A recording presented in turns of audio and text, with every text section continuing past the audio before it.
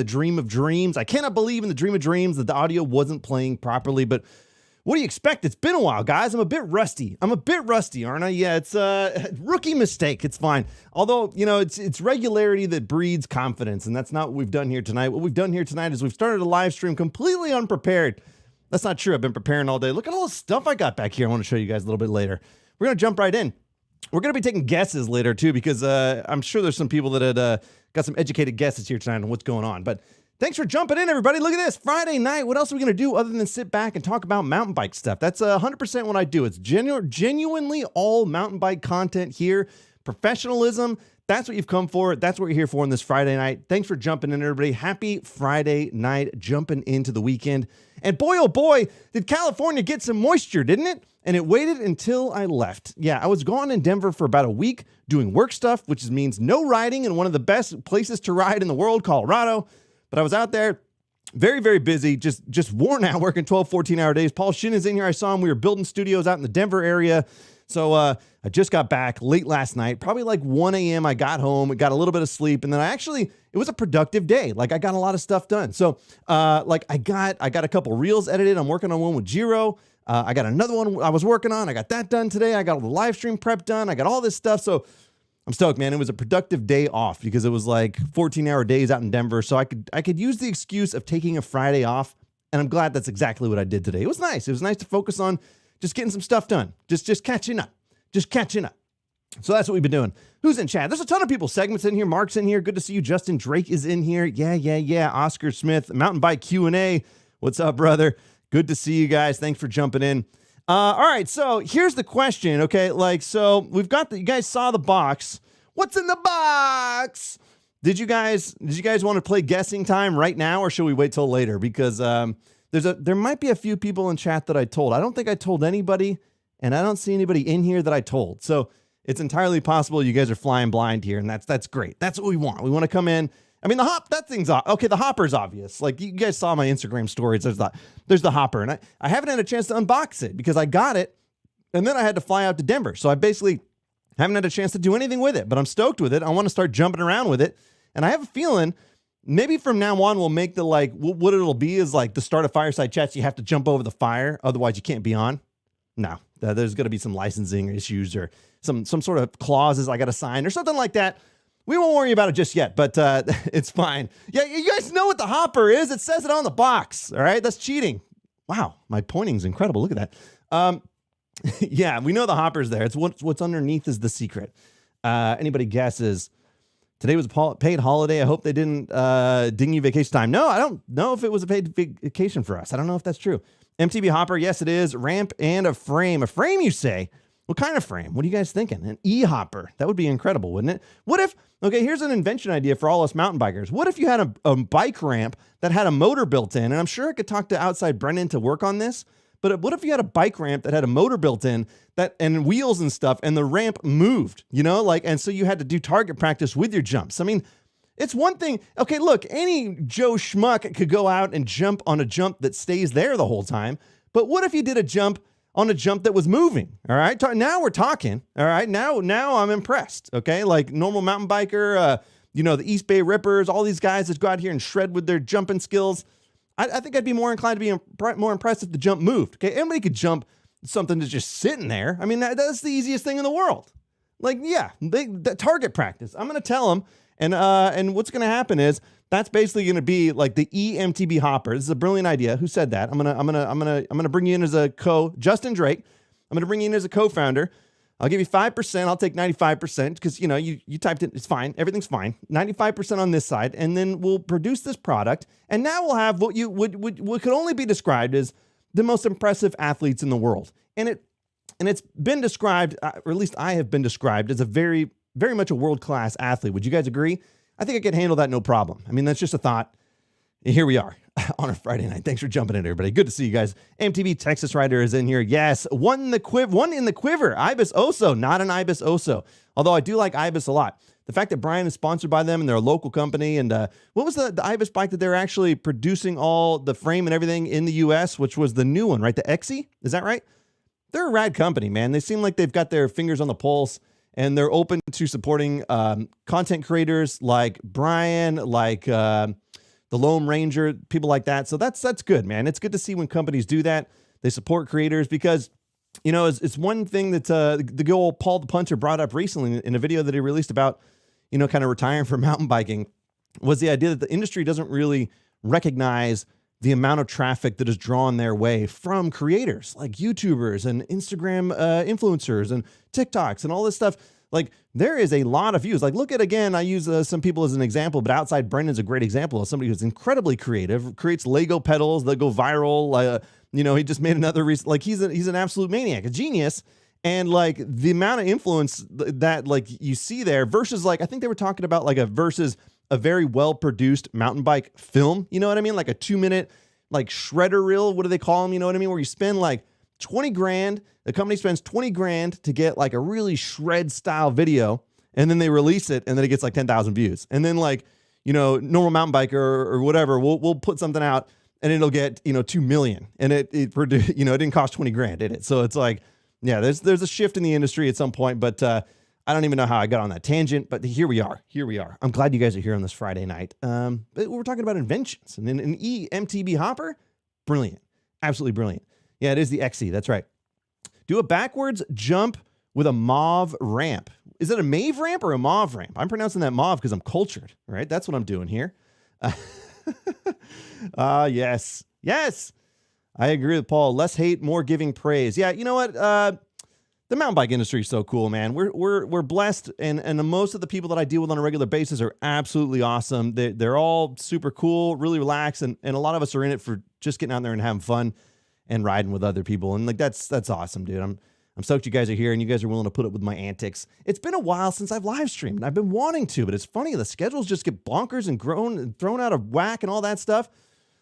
I promised you guys a tease for Fireside Chat stuff. That's going to be coming a little bit later. I'm going to tell you guys who the first guest is starting next week. And I don't know, I'm going to line up the rest, but we'll figure it out from there. But the name of the game tonight is catching up with you guys, seeing how everything's going here on the old YouTube land. I'll catch up on the old Calirado Kid too and see what's going on these days.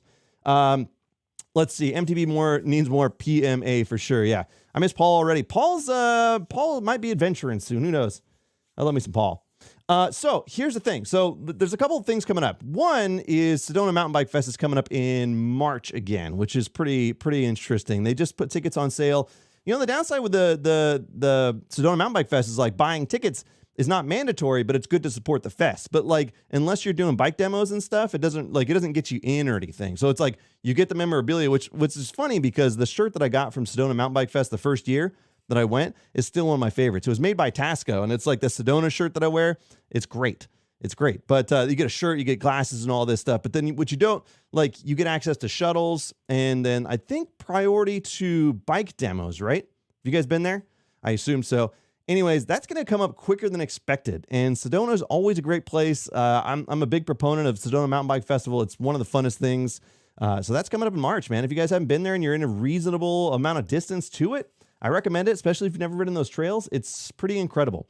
If the weather holds up, like if you come at the right time. It's funny, the year before when we went in November, absolutely perfect. But then the next March or whatever, oh man, it was cold, it was raining, didn't stop us. We tried to avoid riding on muddy trails or anything, but it was still a fun experience because you get to get out and talk to everybody.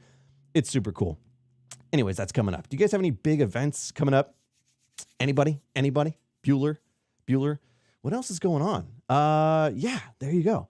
So I'm stoked you guys could jump in on this Friday night. If there's any particular topics or any particular questions you have, let me know. One of the benefits of doing these live streams here is that we can kind of just hang out. And, you know, when I have a guest on or something like that, it's a lot trickier. So when I'm in the studio solo, it's a lot easier to engage with chat and talk with you guys and hang out. And that's kind of what we're here to do tonight. I want to unveil a couple things back here. We're going to talk about upcoming Fireside Chat stuff and everything else and whatever else is going on in the world.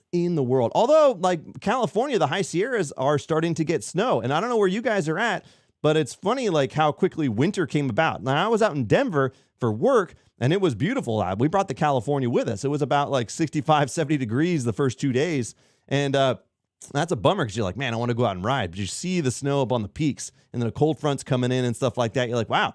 Because in California, winter takes a while to get here. And we're finally like cooling down outside. And my understanding is a ton of water came down and rained. And so I haven't been out on the trails yet. I'm hoping to get out this weekend and get some hero dirt. Because from here on out is basically hero dirt. And one of the things we always talk about in California is like, it's basically year-round riding, because like, even if it does rain, it generally isn't like a regular thing. So you'll see the trails will get a couple days, they'll dry out, you can go out and ride. So like, people ask me if I do winter sports. I like to snowboard, but the problem is like, should I go mountain bike or should I go snowboard? Now you think about the sheer inconvenience of snowboarding sometimes. Like, it's an hour and a half, 2-hour drive in traffic. You get up there, you got to deal with parking, you got to park, you got to pay to get in, which the lift tickets are like $100-something these days. Then you got to go, if you go on a weekend and it just snowed, forget about it. You're getting 2 runs in the whole day. You know what I mean? You're waiting in long lines. It's just the machine. And so then it's like you barely get to snowboard, and then you feel like you have to push it to the limit as far as you can. Like, oh, they close the lifts at 4. We got to get on at 3:59. Like, you gotta maximize your time on the mountain. And so like, if I have the choice between doing that and then going riding, like when it's fine and nice outside, it's like, man, I might as well just go riding. It's close to home. I can get on the bike. I can go. And plus, like, a lot of the times what we're doing is I'm filming stuff. So it makes a lot more sense in that regard. But I do like snowboarding. I mean, it's fun. It's a blast. It's incredible. Like, one of the things I've always said is when you go up to the top of the mountain, you're going up to 14,000 plus feet at most resorts. And you get up to the top, and I always make it a point to just kind of sit up there while I'm getting the boots all laced in and stuff like that. Nobody laces them anymore. But when you strap the boots into the board, and I kind of sit there and just enjoy the view of the mountains, because how many people get to enjoy that view? You know what I mean? Like, I've said it before, but like, nobody's hiking up there. Most of the average person isn't hiking up there, and they're certainly not going there during the summer to take the gondola up. Maybe. But even then, like, when you're up there and you're into that sport, like, you can get up there to where very few people get to see like that majesty, right? The majesty of Tahoe or whatever else. In my case, I learned how to snowboard in Colorado. At the time when I lived in Colorado, I didn't know how to mountain bike. What an idiot. Like, I didn't learn how to mountain bike in Colorado. What a fool. But yeah, so I have since made a big trip to Colorado to do that. But yeah, at the time when I lived in Colorado, I didn't mountain bike now, but I learned how to snowboard. So I got something out of there. No, I'm not. I used to be in Colorado. I lived out there for about 2 years, and then I moved back down to Southern California. We grew up in Northern California. So, well, I moved to Colorado for a couple years, and then I moved down to LA for a couple years, and then we moved back up here. So I'm back in the Northern California region, up in Sacramento area. So closer to Tahoe, Downeyville, stuff like that. So I know people often think, because I don't think people read my name properly, because they don't know what, like, especially if you haven't followed me long enough, like, who the hell would know what Calirado means? You know what I mean? So most people just read it like Calirado Kid, like anybody that just started following me. But as you start to learn, it's like, I live in California, I'm from California, but I lived in Colorado for a little while, hence the Calirado Kid. But yeah, it's so funny. Ira Davidson says, opinions on internal head tube cable routing.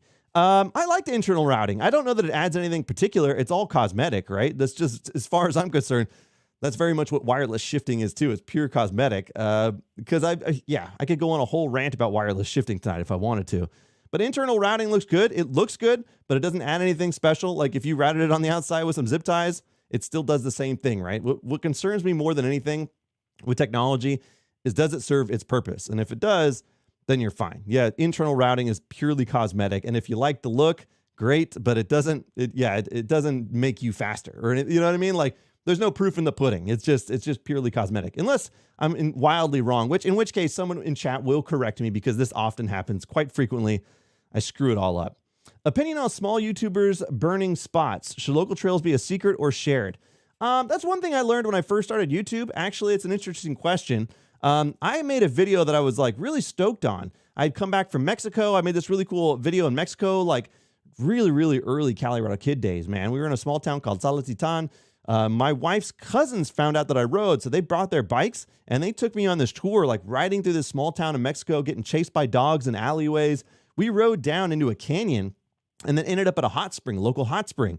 So we, stripped down to our skivvies, jump in the hot springs for like 30 minutes, and then we got to ride back up. I remember that day I had to fly out too, so I had to get back to the airport. It was a sketchy-ish adventure, but not that bad at all, and it was really incredible. Like, my experience with Mexico as a whole is like, we try to go once a year to visit family, and it's incredibly hospitable. I love the people there. The food is incredible. It's like so nice. So that was, I got distracted, but I made a video about a spot that I didn't really realize. I still was pretty early on in mountain biking is my point.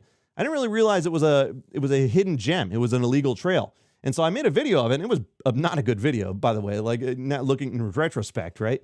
But I made the video and and I put it out, and then a couple people, local people that had worked on the trail and things, like hit me up, and they said, hey, like, just, you should take this down. I was like, oh, why? They're like, oh, because it's illegal. And at the time, there was a group of people leading me around. And so I was like, well, why didn't they say anything? I had a camera on me and I was filming bits, like literally filming bits, like jokes.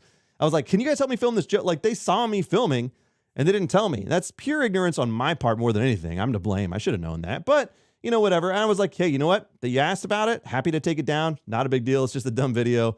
I'd rather not burn bridges.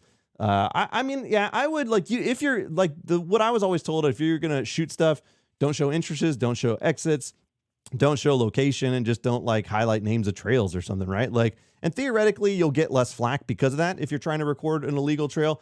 I mean, in general, people just say don't do it. But yeah, that's definitely, I don't know I haven't shot trail videos in a long time, so don't take my word for it. But the general thought was like, don't.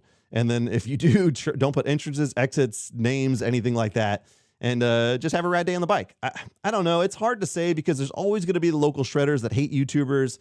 And there's always going to be the YouTubers that just love to ride and want to share that love with other people. So it's hard to it's hard to balance that line. Luckily, I've gotten out of it by making stupid bits and skit videos lately. So I can just make fun of anybody and get away with it. It's great. And nobody can give me crap about blowing up their trails. I know.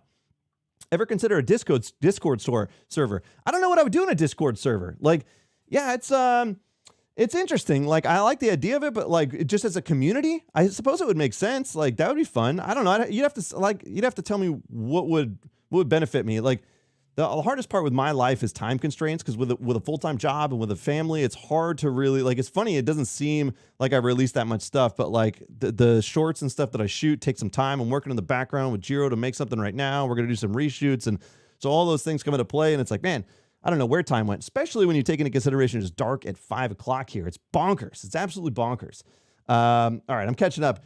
I would just like to know when Sea Otter is. Oh, you got to look it up. Yeah, Sea Otter is pretty fun. Sea Otter is more of a, it's more of an industry event. So like Sedona to me is more of like the partier atmosphere, because you can go ride. You can get a bunch of people together, go ride. You can meet new people on shuttle runs and stuff like that. You can come hang out at the festival and enjoy concerts.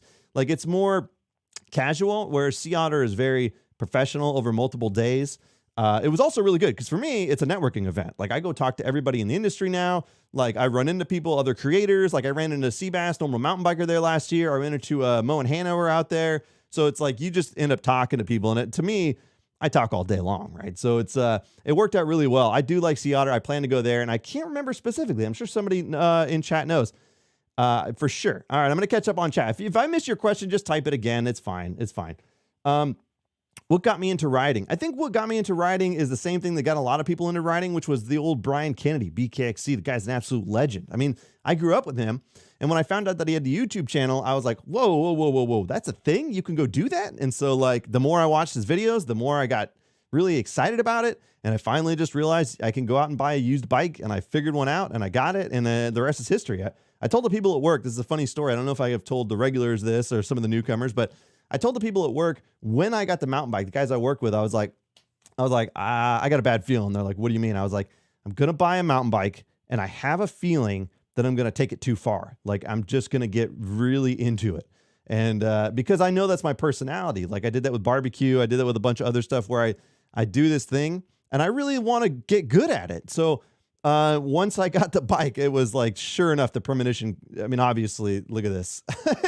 it's come true, hasn't it? I've gone a little bit too far with it. After I started learning how to ride, then I'm like, well, I could do a channel too, right? Like, so I ended up doing a channel, and now I've just gone head over heels. It's been bonkers. Yeah. So it's, you know, you never know. You never know. Just do it and just go for it. All right.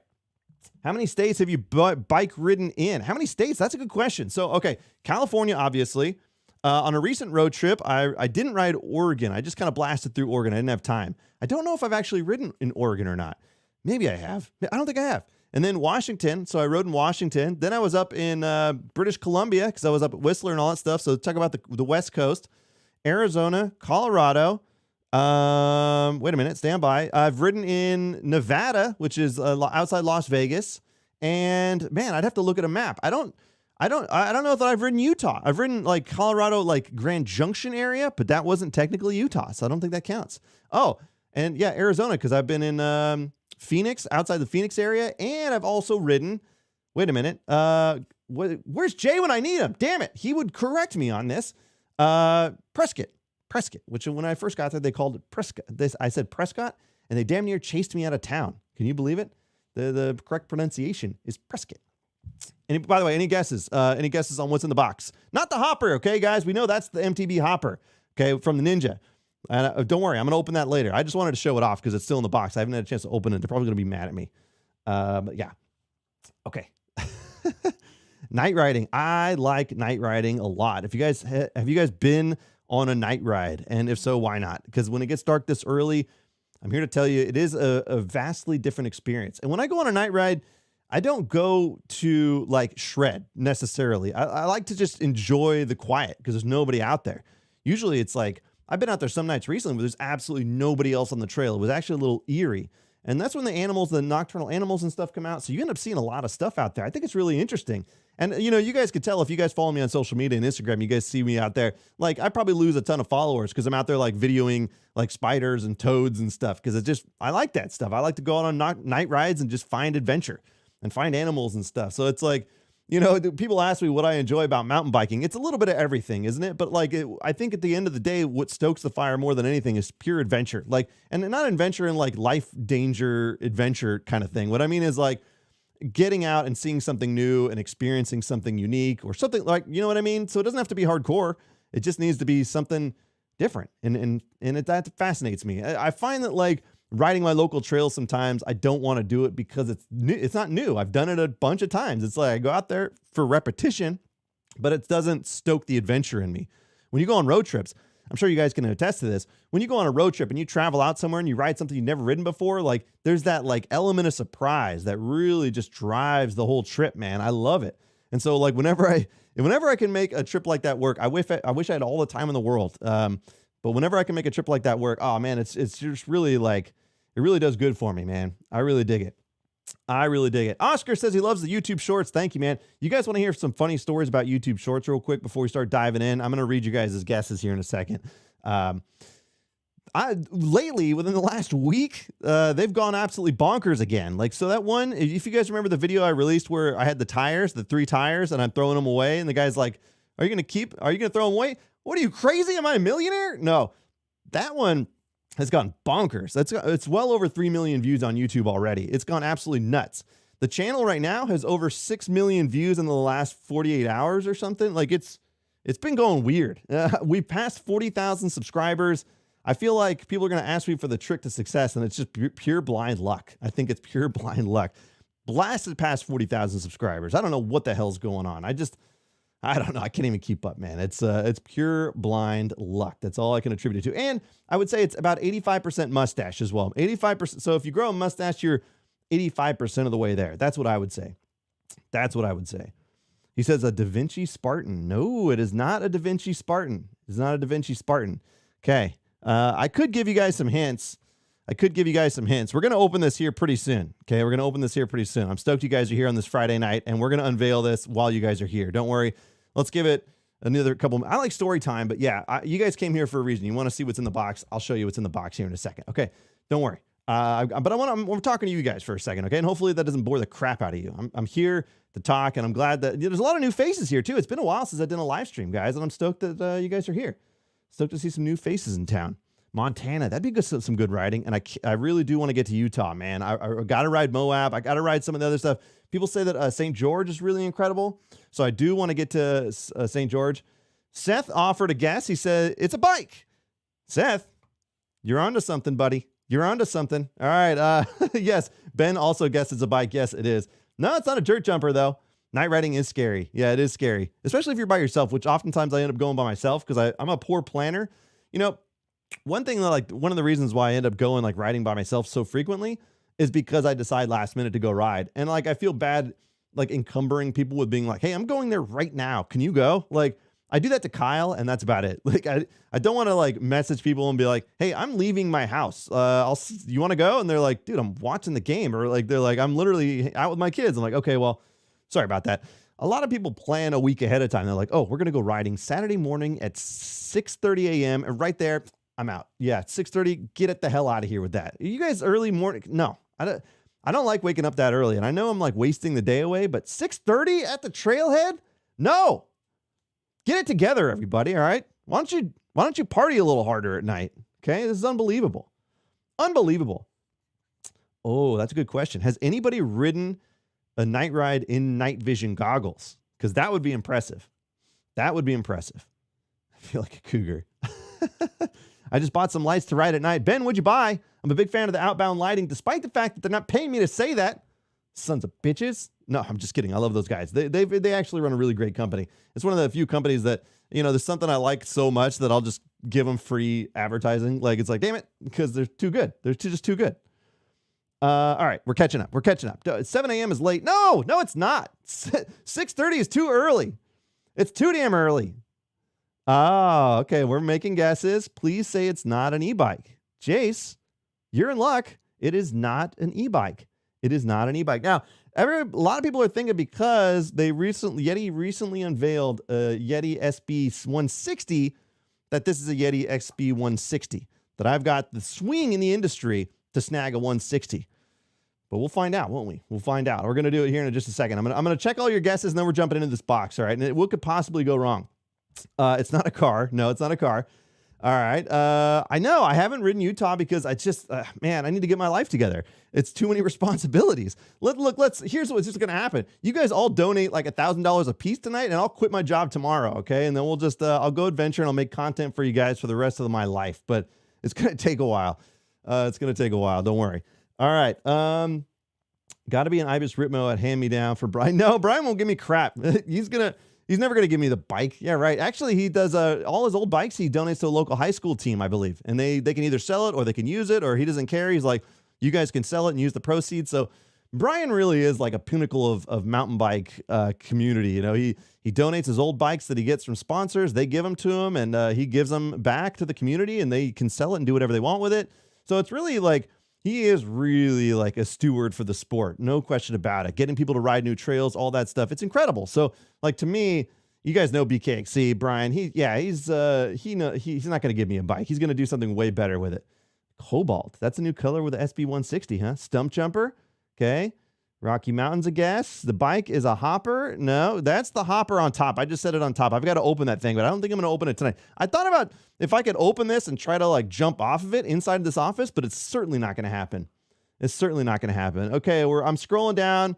So far, nobody's guessed it right. So we're going to jump into it, guys. Let's do it. First of all, we've got to confirm, because we're going to make a transition here over to, no, it is not a transition, although that would have been a good transition into the transition of the, it's not I do like to, okay, yeah, you get the point. All right, here we go. We're going to transition over to mic number 2, and here we are. You guys should be able to hear me just fine. If you can't, let me know. But we're going to jump in. You guys ready for this? Do we have any, should I have like unboxing music?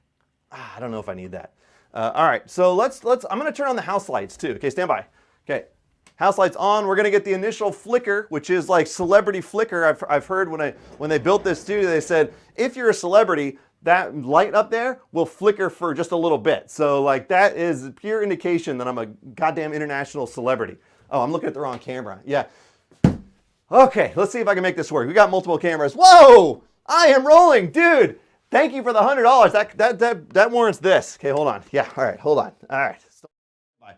Oh, I am rolling, dude. Thank you for the $100 donation. I really do appreciate it, man. That's absolutely huge. One day soon, guys. I swear to God, I'm gonna create incredible content for a living, but I'm not quite there yet. I'm working up to it. All right, I'm making some deals in the background. We're gonna figure something out.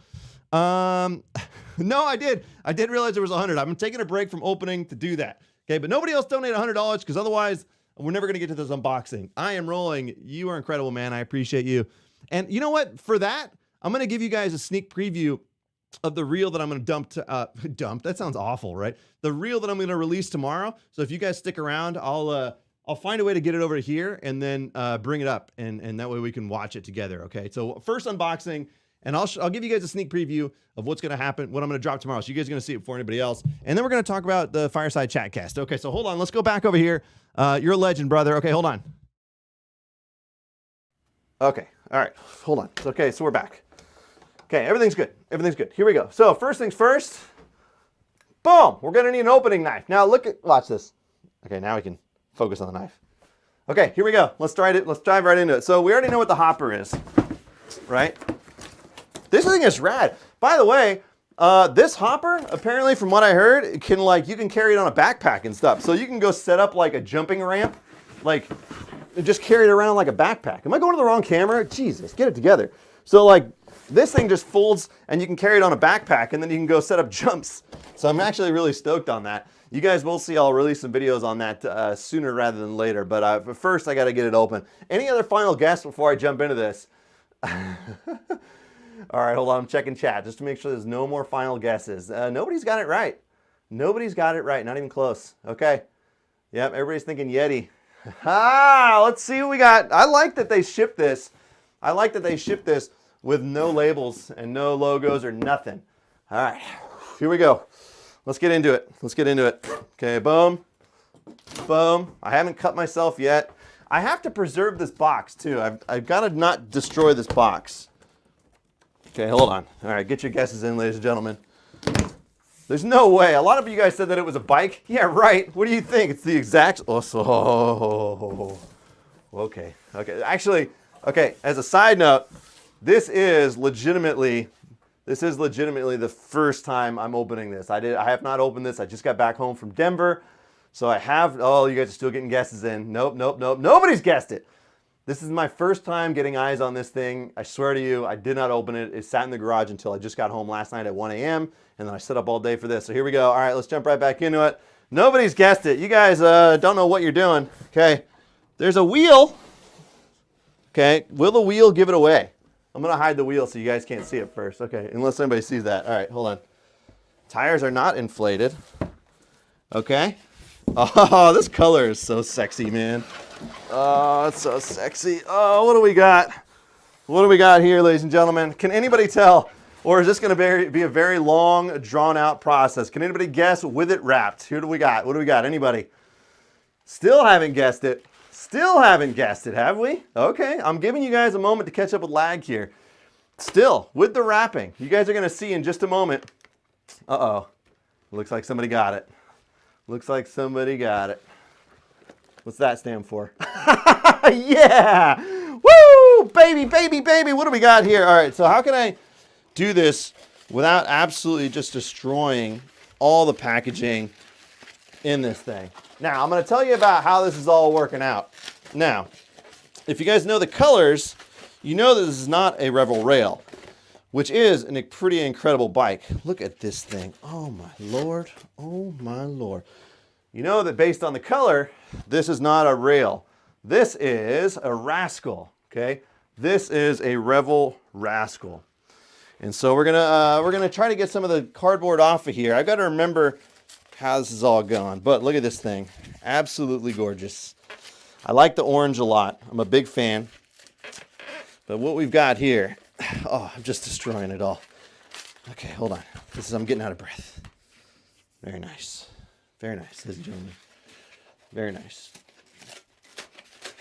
I'm going to remember to get all this cardboard back together in one piece. I'm not going to do the whole thing. I will post a picture later to the old social media and get you guys some info on this guy. But there she is. The Revel Rascal. Okay. Lower travel bike, but it's good for this area. And it's good looking, man. I really like it. I really like it. Yeah, this color is really good. I'm super stoked on it. And you know what, like most people would do, as a side note, you know what most people would do is they would make a video on YouTube and then make a new bike day video and they'd cover this thing up and then they would just try to get 1 million views. But that's not what I've done here tonight, is it? What I've done is I've opened up live on a live stream where nobody but the truest of true fans are going to be here watching live to unveil a new bike. So there it is. I don't know why I'm out of breath, but there is the Revel. So I'll fully unbox this thing later. I don't want to bore you guys with tearing it apart. I'm not going to put it together. I didn't bring the bike stand in the shop. It's a little tight in here. But this is the Revel Rail. And let me tell you guys about this and what's going on with it, okay? So let me set it up back there. Can we see the bike? Yeah, we can. Okay, cool. All right, where's my chair? Hold on, we're getting it back together. We're getting back together. All right. Okay, here we go. Let's get it back together. All right, we're all joining back together. Hold on. Whew. Okay, we got to kill the house lights. Stand by. Just looks not as good with the house lights in. Can we still see the bike? Yeah, you can still see the bike. All right, we're good. All right, here we go. All right, so let me tell you guys a story about what's going on here with this bike, okay? Now, we've been talking about it for a while. One of the things that my primary goal was, yeah, it is a 4090 as well. Yeah, I've got a massive graphics card. So let me tell you about this bike. I've told you guys for a long time, and anybody new to the channel may not have heard this, but as I started to develop the content and get a broader audience and start reaching more people, one of the things that was important to me is working with a brand that kind of appreciated the ground roots, like humor and like the relatability of my content and things like that. And so one of the things that, and I'll answer you guys' questions. I will scroll up. One of the things that kind of like, not frustrates me, but one of the things that like Yeti, all right, here's a good example. I've been riding Yeti for a long time. It's the SB 5.5. And it's a great bike. It really is. It's amazing. So anyways, like Yeti has never once shared or like liked anything that I've done. Not once. Like, and like I told you guys recently on YouTube, within the last like couple days, I've gotten over 6 million views over the course of those days. Like it's just bonkers. That's just on YouTube. Like, so they had no appreciation for that. So, and they still don't, like, which is fine. They're a bigger company. They're not really into the grassroots. Like they're more into racing and stuff. Anyway, so I started talking with Adam, the CEO of Revel, really cool guy. And he was kind of digging what I was doing. And so I was digging what they were doing, obviously. And so we got to talking, and he was like, "Hey man, can we send you a bike for a little bit?" And I said, "Yeah, man, let's give it a shot, because I would love to get on this sexy beast right here." And so it arrived in the mail, and I finally got a chance to unbox it right now with you guys. And now I want to put it together and go ride immediately. So I'm going to have this bike for a little while. I'm going to give it a runs. And ultimately, like, what I would like to see is, in the long run, forming a long relationship with a company like Revel, hopefully Revel. But if they don't like me, then I screw it up. They probably warned me, like, they didn't even warn me that I can't crash the damn thing. But I'm going to have this thing for a while. And then everything goes from there. So, like, ultimately, like, I think it'll be a good relationship. I think it's very beneficial because I work with Worldwide Cyclery as well, as you guys know. So Jeff and Jared are really incredible, really creative. One of the reasons why I wanted to work with them at Worldwide Cyclery is because not only do they sell a lot of bike stuff, they're hilarious. So like they've got my style of sense of humor. So like there could have been a connection with Competitive Cyclists or something like that, but I don't know anybody at Competitive Cyclists. Do they have a face to the brand? I see them work with a lot of creators, but like Jeff and Jared like help run the company, and they're also hilarious. So like working with Worldwide has been incredible. There's that resource of like having people that are really smart and funny. And so Worldwide also sells Revel bikes. If you guys aren't familiar with this, they also sell Revel bikes. So in my opinion, this is a match made in heaven. So hopefully this is where we're at. I want to ride this bike. So anyways, that's a long story short, man. I'm really stoked on this. And I know it's pretty cool. It's not technically sponsorship yet, but I've got it in my hands, and I'm going to be running this thing for a while now. And which is perfect because, by the way, my Yeti is absolutely just in really bad shape. Like really bad. I've been putting repairs off knowing that this was coming, because like it's been just it's all screwed up. Like the dropper post, the dirt seal came off, and I have to take all that apart. And then like the wheels have been missing a spoke on the back since the Whistler ride. In addition to that, by the way, when I made that video about me truing the back wheel, yeah, it's been screwed up ever since. Like, so the thing's wobbling like this. The front wheel's all screwed up because I crashed in a Whistler. I went over the bars. The shifting is all screwed up. I got a lot of work to do if I get that one back in working order. So like, this is the perfect time.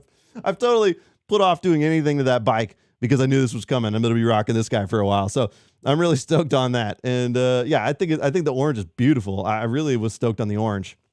I don't know, what do you guys think? It's pretty funny, man. You got to do more vid like the Downeyville one. That video was awesome. Yeah, you know what? Like I'm still proud of that Downeyville video to this day. I think like whenever I go to Downeyville, I don't even bother bringing the camera anymore because I'm like, how am I going to top that? But I'd love to do that in different areas for sure. Like I think that'd be really interesting. I really do, but it's very time consuming, and like I have to market it right to get views to justify all the time I spent on that. That was 3 days of filming and all that stuff. Man, that's such a good video. I would love to do that in more areas for sure. No doubt about it. So if you guys aren't familiar with this one, by the way, I believe it is 130 in the rear and God damn it, I should know. You guys, I should know this stuff, shouldn't I? Like, it's got 130. Or is it 130 in the rear and 140 up front, I believe. Is that right? If we're looking this up, we could confirm that. Anyways, you guys will know. Anyways, I think it's a perfect thing for these trails right here. I think one of the things, like a full enduro bike, riding the stuff that I ride on a daily basis, is not fully necessary, like out here at all. I think this thing's going to absolutely destroy everything I ride it on. No question about it. Yeah, I'm really stoked on this. I'm really stoked on that. So wait, should we confirm? I think it's, yeah, you guys should know this, right? It's 130 in the back. Yeah, 140 front. Okay, I was right. Okay, that was right. Yeah, look at that. I really do like that orange. When I saw the orange, they had another one that was purple, and I was like, "Hey, Adam, can I get the orange?" He's like, "Yeah, we get the orange." I'm like, "Good. Yeah, okay, thanks." I do like the purple too, but Jess the maker, God, ow, no, Jess the maker has the purple. Okay, I got the orange. Yeah, that's right. Okay, wait, hold on. What's the chances that I drop it tonight and put a huge dent in the thing? It's entirely possible. It's entirely possible. Yes. Orange is the new black. I do like the orange. You know, it's funny how like traditional like matte black bikes have kind of gone away, huh? Like nowadays it's all colorful stuff for the most part, unless you're Santa Cruz and you make a crap brown e-bike, which is probably the worst color ever. And that's also why I'm not sponsored by Santa Cruz, because I said that out loud a lot of times. What are you going to do? What are you going to do? All right. Segment says, this is huge, brother. You are in the front door. Stoked they notice and believe in your channel. Let's go, Calirado. Thank you, Mark. The segment. Again, like one of the things I've said to, like, my goal is to work with brands that appreciate what I do. Like, for the most part, I don't want to do stuff that's like working with brands. It's just another paycheck for them just to get exposure. Like if I can develop relationships with people that dig it, I'm way more inclined to just work with them and make, that's what I want. So here's a like interesting example. And I'm curious to get your guys' thoughts on this while we're here. Okay. So one of the things I was thinking about is how I've done now some paid reels, and you guys have seen like the paid sponsorship with Tin Cup Whiskey and a couple other ones. Now, like, how do you guys take that content? To me, it's still very on brand for the Calirado Kid. Like, one of my mission goals is to, if I do a paid thing, it's still Calirado. It's still a Calirado video.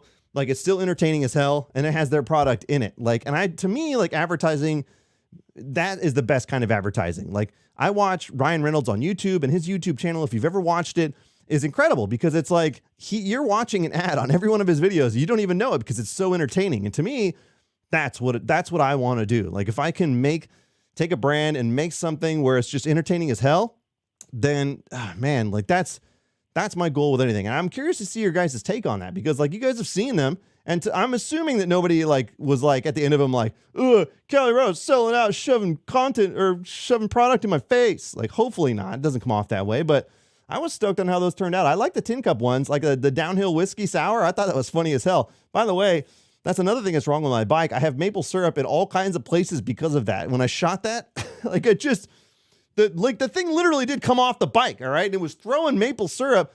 I have lemon still stuck in my helmets because I had to squeeze those lemons into the helmets for that. And there was like lemon juice dripping in my eyes and stuff. Like, it's just not good, guys. I sacrifice, just like a normal mountain biker does when he poured the cereal inside of his bike frame and all that stuff. Yeah. It's so funny, man. It's so funny. Yeah, I'm really stoked on the Revel, guys. I'm really stoked on the Revel. I'm really stoked. I got to get it all put together. I'm counting on like Jay and Brian to come over here and assemble it for me. That's what I need. That's what I need. Do a collab with Berm Peak. You know what? Like Oscar, I have a feeling that Seth would have no patience for me at all. Are you kidding me? Like, and he's good friends with Brian. He's good friends with Alex, Single Track Sampler.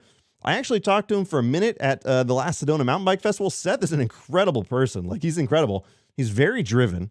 But I'm not sure that he would appreciate my style of humor. Like, I don't know if he would have patience for somebody that never shuts up, you know?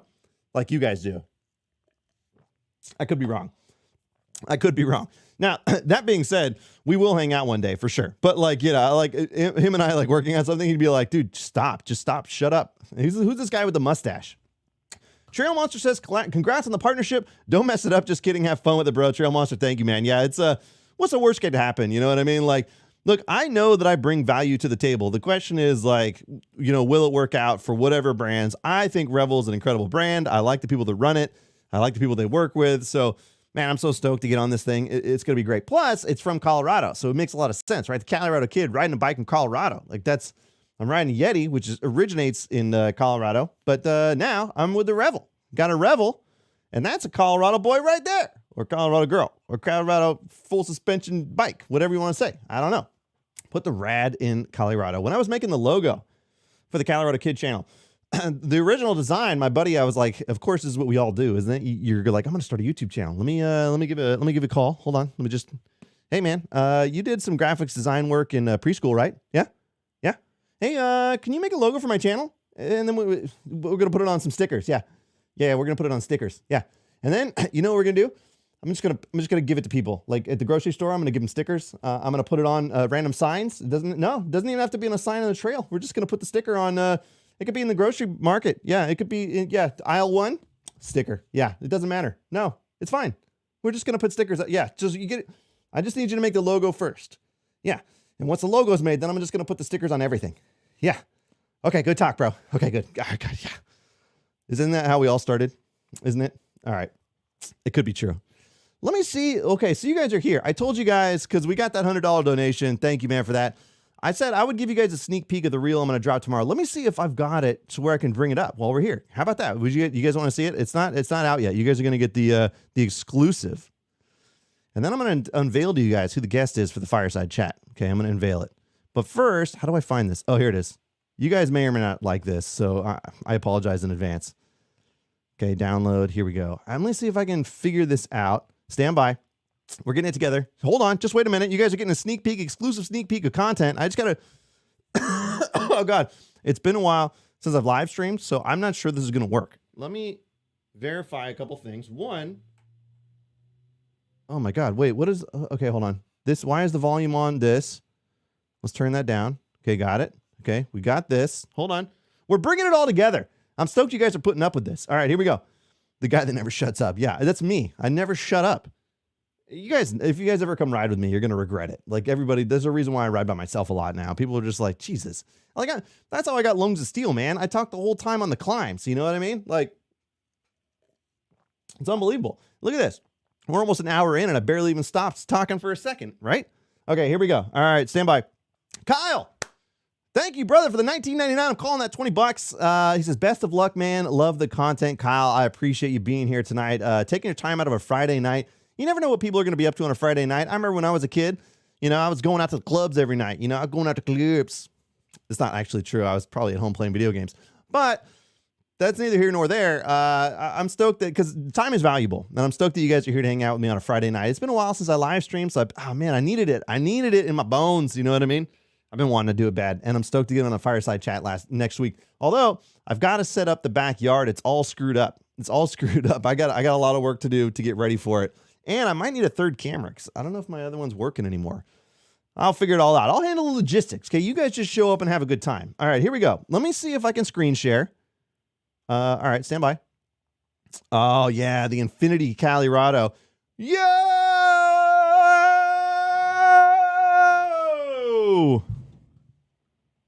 Incredible. All right, stand by. I hope this works, guys. If it doesn't work, just let me know. All right, well, I'm going to give you a sneak peek of the reel that I'm going to drop tomorrow. I think I got it done. Yeah, I've got music on it and everything. It makes sense. All right, you guys are going to like this. Okay, hold on. Stand by. We're going to drop this out of here, and then we're going to go like this, and you guys tell me if I screwed up or not.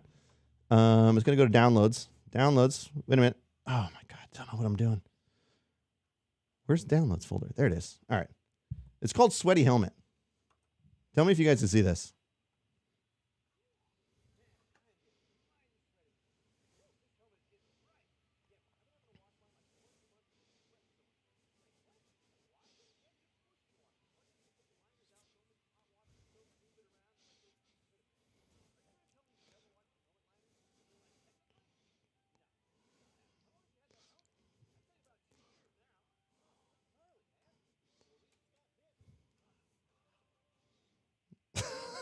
Hopefully that worked. I don't know if it worked or not. Hopefully it works. There it goes. Oh, you can't hear it? Can't see, can't hear. God damn it. Sorry guys. It's such a mess. I don't know what I have to do. I think I have to add it as a thing. I don't know if I should waste your guys' time. Could you guys see it though? There's just no audio. Oh, unbelievable. All right. Well, I hook, line, and sinkered you guys. I apologize. It's been a while. I'm gonna fine tune it. Yeah, picture in pictures blocking, no audio. Yeah, that's pure professionalism. That's what you've come to expect from the Calirado Kid, isn't it? Yeah, that's why people are sending me bikes, because I got it all together. All right, I got it all figured out. All right. Yes, Spaceman did figure that out. That it's about. I wonder why he didn't have audio. I wonder if I have to send desktop audio. Okay, you guys want to try it again? Should we try it again? All right, hold on. You're saying my picture in picture screwed it up. All right, let's go like this. I'm gonna bring my guy way down here.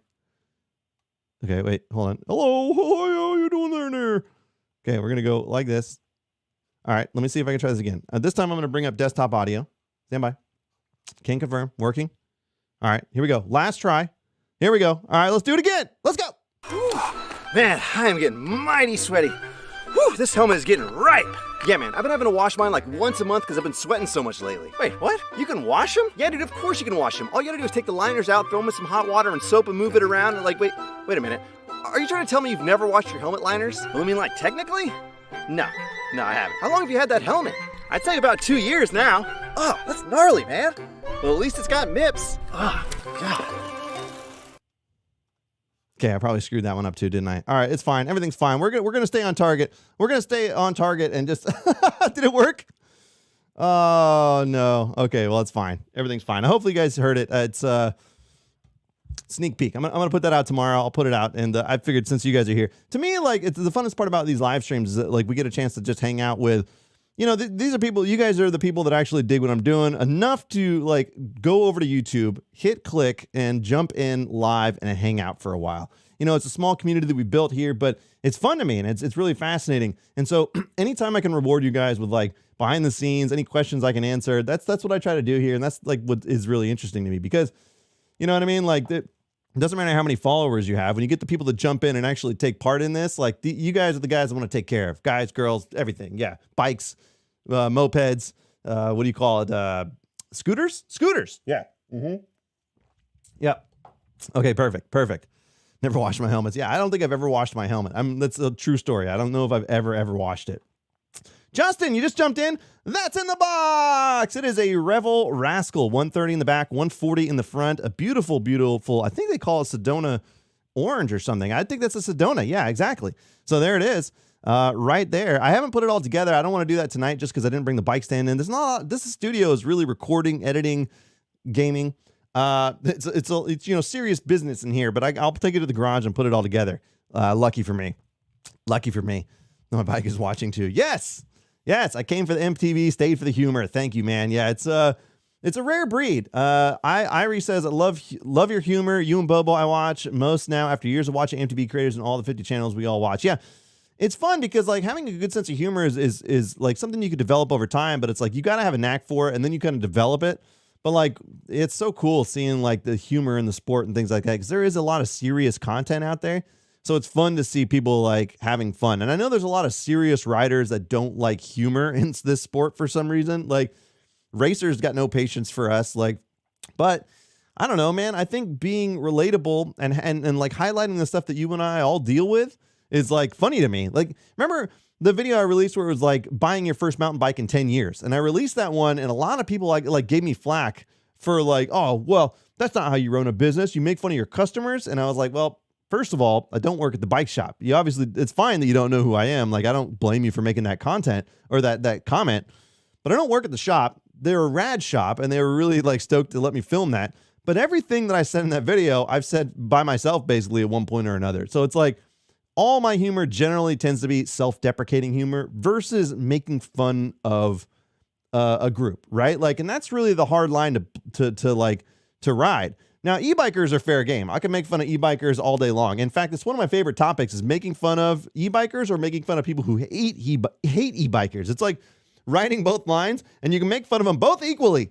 But other than that, I try not to insult directly any group. Like, it's mostly just making fun of myself because, like, I've done all these things. Like, when I say the bike part and I say the wrong thing, it's because I legitimately screw it up. Like, you know, there's been times where people go like, oh, that's actually the head tube, not the top tube or whatever. And I was like, oh, I'm not going to do anything about it. And so, like, sure enough, like 80,000 people put in the comments like, you know, that's wrong, right? I was like, now I do. How else are you going to learn? Your whole life is going to be full of mistakes. You got to just let the mistakes roll through, learn from them, and move on to the next mistake. What do you want to be, Mr. Perfect? Yeah. There's a point when people are just too sensitive. Yeah, but that's fine. Sensitive people will hang out with other sensitive people. And like, it's pretty obvious. Like when I come into a group, if somebody has no patience for me, then I just kind of like go hang out with the other people. Like, I'm not trying to win anybody over. Like if you don't have patience for me, or like people don't have people like patience for people with sense of humor, like fine. Everyone will find their group. It's fine. You're not wrong. You just don't have any patience for it. It's fine. Best 80s movie. That's a hard one. That's a hard one, Seth. That would take way too long to calculate in my head. Way too long.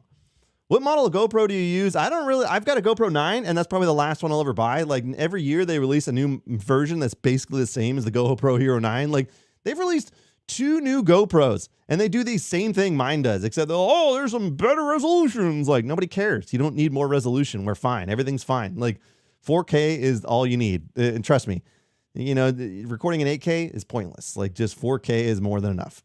So like the 9 and the 10, or the 10 and the 11 are like basically like the same thing. Yeah, as far as I can tell. I do. Joe is now my God. My God. That was one of my favorites too. I like that one a lot. My God. And that video went to well over 1 million something. It went crazy. Yeah, that was a good one too. That was a good one. CWM says, I recently started following you on Instagram and I love your content. MTB excuses really resonate with me and my buddies. Yeah. And again, like I've used all those myself. So it's like so funny to me. It's funny that it resonates with people. And CWM, as a side note, I was reading that comment blind, and I almost wish that you would have put something like calling me an idiot at the end, because like I would have just come right into it like Ron Burgundy. I did not pre-read that at all. I was setting myself up for disaster, but I'm glad it was a compliment. All right. I'm glad it was a compliment. Segment maybe onto something with the Goonies. The Goonies is incredible. Aliens or Alien for 80s movie? Hard to say. The Goonies is a good one, though. Really good. Just bought an 08 Santa Cruz Blur XC with all the XTR components for $500. Pretty perfect shape. It's a trail pavement bike for me in San Diego. Yeah, that's going to be perfect, Jake. That's awesome. That's a hell of a price, too, man. That's so nice. If you can get in at a reasonable price, one of the things I think the mountain bike industry is lacking as a whole is affordable bikes to get you in. And so there's like, they're starting to become more prevalent. There are companies that do it, and I'm stoked on that. It's hard to like convince your buddy to like drop thousands and thousands of dollars on something they've never done before. And unless there's a demo day or something, but like even a demo day, one day on a bike isn't going to like, it could get you hooked, or it could be like, that was pretty fun, but you need some repetition. I remember like snowboarding, for example, when I was learning snowboarding, you fall down a lot when you're first learning snowboarding. And if you're not persistent, like imagine like going, like your buddy's going like, oh, snowboarding's really fun. And you go out and you just fall down all day. You'd probably not want to do it again. Right. You know what I mean? I think about that with biking. Like most people that go out on their first bike ride, and the person that takes them isn't like patient with them and like, hey, these are the things you should do. I'm going to go really slow. I'll stay right behind you, and kind of try, like, they don't do that. They're like, all right, see ya. You know what I mean? And like the guy's going down and they crash, and then they get injured, and they're like, wow, I'm all cuts and bruised. Who would want to do this? You know what I mean? So yeah, cuts and bruises. This one's still there, man. Still there. You wouldn't believe how many views. This is over 5 million views on YouTube alone. And there is still a steady stream of comments with people going like, is that a real cut? Is that a real cut? Is that a real cut? Like, I can't believe that people think it's makeup. Like they really think it's like VFX. Like I'm Industrial Light and Magic or something. All right. Like I got the budget for that. And secondly, a lot of people seem to think like, they're like, that other guy has a cut too. I think they're the same person. I'm like, wait a minute. How is that even in question? It's obvious. I'm wearing the same shirt. I got the same mustache. All right. Anyways, hopefully you guys know what I'm talking about. I'm just going on a wild rant, aren't I? Yeah. There you go. Alien is 79. So it's got to be Aliens. Yeah, that's right. Yeah, Hero 7. The downside with the Hero 7 is the stabilization. So unless, like, I think I have a 7 still, and I was running a gimbal. But the benefit with the 9 is it finally got the stabilization right. So like the 9, 10, and 11 are all pretty similar in that regard. And that's the nice part, is the stabilization's really on point. Really on point. Trailhead Cyclery is running a dirt demo this weekend. Yeah, Trailhead Cyclery is an incredible bike shop, man. They are really good. They are outside of Santa Cruz. I forget the specific name of the city. I don't know why, but yeah, Lars, the guys that run that shop, they built my wheel set for the Yeti, the Onyx wheels, We were down there for a Yeti event. Actually, Brian Gong was putting it on, and we went down there, and I was like, yeah, I'm going to buy a wheel set. Because once I learned a little bit more about bike parts, I had messaged Brian Kennedy, and I was like, hey, like, why is it that when I pedal, that like it takes a second to like catch the and he was like, oh, that's engagement. I was like, okay, well, how do I get better engagement? And he's like, the wheels, the hubs, you need the hubs for the engagement. I was like, oh, all right. So I went and spent way too much money on Onyx hubs because I thought that's what I needed. But it turns out I do really enjoy the silent hubs. Like when I go on a ride by myself, especially at night and stuff, it's just like eerily quiet, and I do dig it. And I get instant engagement. So just like here, I've got good engagement with you guys tonight. Now I've got great engagement on my wheels, which have been fantastic. Although I did go with aluminum like stands wheels. So I got the hubs, the Onyx hubs, the wheels. But by the way, can we hold on? Hold on. Because I want to go on a little bit of a rant. Okay. Hold on. Give me a second. I'm gonna have to warm up to this one. If you guys aren't fans of Joseph Magnus, I don't know why you aren't. Joseph Magnus is incredible. Triple cast finished, straight bourbon whiskey, finished in sherry and cognac casts. Okay, here we go. I'm going to pour that in there. That's good. All right, here we go, ladies and gentlemen. As far as I'm concerned, okay, wait, hold on. Let's just take a drink, because this is going to hurt my throat. All right, ladies and gentlemen, as far as I'm concerned, the mountain bike industry has gone absolutely insane.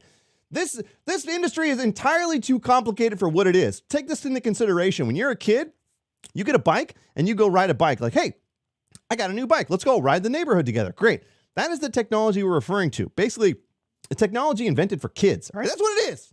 It's not really, but anyways. So now, take into consideration, I'm trying to describe to you a wheel set. Meaning that I was like, all right, well, here's the components, right? You've got the hub, you've got the spokes, you've got the wheel, you've got the tire, you've got all these things. Like there's even just one piece of the bike is like 40,000 pieces. And you have to describe each, like otherwise people on the internet will chew you apart. All right. So here's what, like if I was to say that my wheel was this, and they'd be like, no, actually that's the hub. You know, like there's so many parts and every piece of the bike has become entirely too complicated. Like there's so many different parts and names and I can't keep up with it all, man. That's why I count on you guys to correct me when I make a huge mistake on the internet in front of everybody, because it's like they've gone too far. It's like, dude, you need this bolt for that, but this side is this with this amount of torque. You need this, it's just like, what have we turned into? We've turned into a goddamn science experiment. And what I want is like something very easy to fix. You know, I just want like when you talk about derailleurs and stuff, well, when I was trying to buy brakes or something, you're like, oh, well, those levers, you need this rotors, you need those adapters for those rotors to make it work with that. Like, it's like, oh my God, you're just going down a rabbit hole. I remember I was trying to buy brakes and it took me hours and hours of research to figure out the parts that I needed just to get it to fit on my bike. And all I wanted to do was like call them up and be like, hey, this is what I want. And this is what ended up happening, by the way, when I worked with Spartan Rides out in Arizona. They're an incredible bike shop. Henry was out there. And he was like, dude, just what do you want? And I was like, I just want these brakes on this bike. And he's like, okay, I'll take care of it. And he just took care of it and he shipped it to me. And I was like, yes, that's exactly the service I want. When I originally reached out to Hayes Brakes, I was like, I even talked to them at Sea Otter. And I was like, hey, I have a Yeti SB55. What do I need to get your brakes on my bike? And the guy's like, well, we don't really have them. We're not selling them here. Just email me. I emailed him. He never got back to me. So what it took was me going around in circles to get them. And I can't believe I still have them on my bike. But yeah, they are really good brakes. What can I say? But yeah. Anyways, I might have got distracted a little bit there. What were we talking about? Yeah, what were we? We're talking about, everybody. Good to see you. Hey, John's in here. Active Life 2.0. Good to see you, buddy. Yeah. I don't know. I got a carbon bike. I like carbon bikes. I think aluminum bikes are fine too. Onyx subs are very silent. I like it. Gotta have a multi-tool. What's your opinion on rats? Wait, rats in general? I used to have a pet rat, so they're not all bad. They're just creatures trying to live. Side note, and this is I may have a skunk living under this studio. I don't know if you guys saw my post about that, but I saw one night I was sitting in here and it crawled out from underneath. There's definitely a skunk in the backyard. And so like I got to figure that out soon before the wife like gets sprayed. And realistically, it's going to be me because I come out here because I'm outside the house to come out to this thing. I'm probably going to get sprayed by a skunk. So like, just be warned. Just be warned. And which reminds me, by the way, I told you guys, I promised you guys, here's what's going to happen. All right. So I wanted to tell you guys about the Fireside Chat before it gets too late for everybody. All right. So what the guest is not going to understand is there might be a wild skunk just walking in the background during the course of the Fireside Chat. Don't tell him, all right, everybody? Don't tell him. Okay, next week. What is it? Is this next week, the 19th? Wait, I'm looking up on the calendar. Yeah, so the 19th. Next week is the first Fireside Chat of the season. If you guys aren't familiar with the Fireside Chats, we get outside, we start a fire, we sit by the fire, we eat s'mores at some point, and we sit around and talk with a fellow content creator. It's always fun. I think everybody in chat would agree that it's a pretty good experience. We have multiple camera angles set up. We're bouncing back and forth between camera angles, kind of like that. And, we just jump around and we talk. So I have lined up a pretty cool guest, and I'm stoked on it because he's somebody you guys probably all know and well. He's relatively local, but not completely local. We're talking about the old Seabass, normal mountain biker, is going to be the first guest on the Fireside Chat this year. So I've convinced him one way or another. Now, I'm not entirely sure that he knows that he's got to drive up here to be on it, but I'm pretty sure he does. So, yeah, he's going to be the first guest next week, Saturday night. I think we're going to do like 6 o'clock or 6:30 start time because it's getting dark so early, we might as well. So if you guys are down for it, next week we're going to do another live stream. It's going to be a little bit more elaborate. The Fireside Chats are back with the Calirado Kid. Can you believe it? It's been a year. God, it's been so fast. The time is just flying by. Just flying by. But if that doesn't spell entertainment, I don't know what does.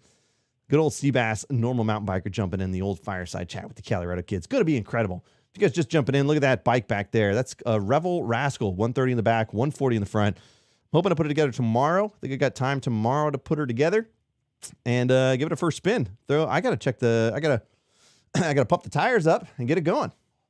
You got mountain lions. I have bear and deer. Yeah, so a skunk's not so bad compared to a bear. At least, I don't know, like a bear would maul you and you'd be bleeding, but you wouldn't stink. So, like, that's, I don't know. It's 50-50 there as far as I'm concerned. As far as I'm concerned, it's 50-50. What I've got to do is I've got to find out when the skunk leaves underneath the house, and then I've got to put a bunch of stuff up to hopefully not let it back in. I'm not really committed to that yet. I'm not really committed to that yet. Oh, my God. You know, normally my voice has been like absolutely incredible through the course of live streams, but it's funny.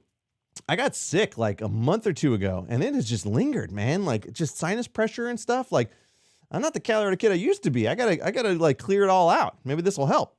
But yeah, you know, it's funny. It's funny how that works. All right, what else we got? So here's what we do. All right, we've got the bike unveil. It's gonna be here. You guys are gonna see it. I'm gonna post some stuff. The reel's gonna go live tomorrow. I showed you guys that tonight as well, and then we've got a normal mountain biker coming on the Fireside Chat next week, provided nothing crazy happens, or if it rains, we got to keep on that. I got to keep an eye on the old forecast, but I think that's going to be a blast. And those are always good. No, Vince, I'm not waking up at 7 a.m. to get to Rockville. That's like a 2-hour drive with traffic for me now. Brutal. It's brutal.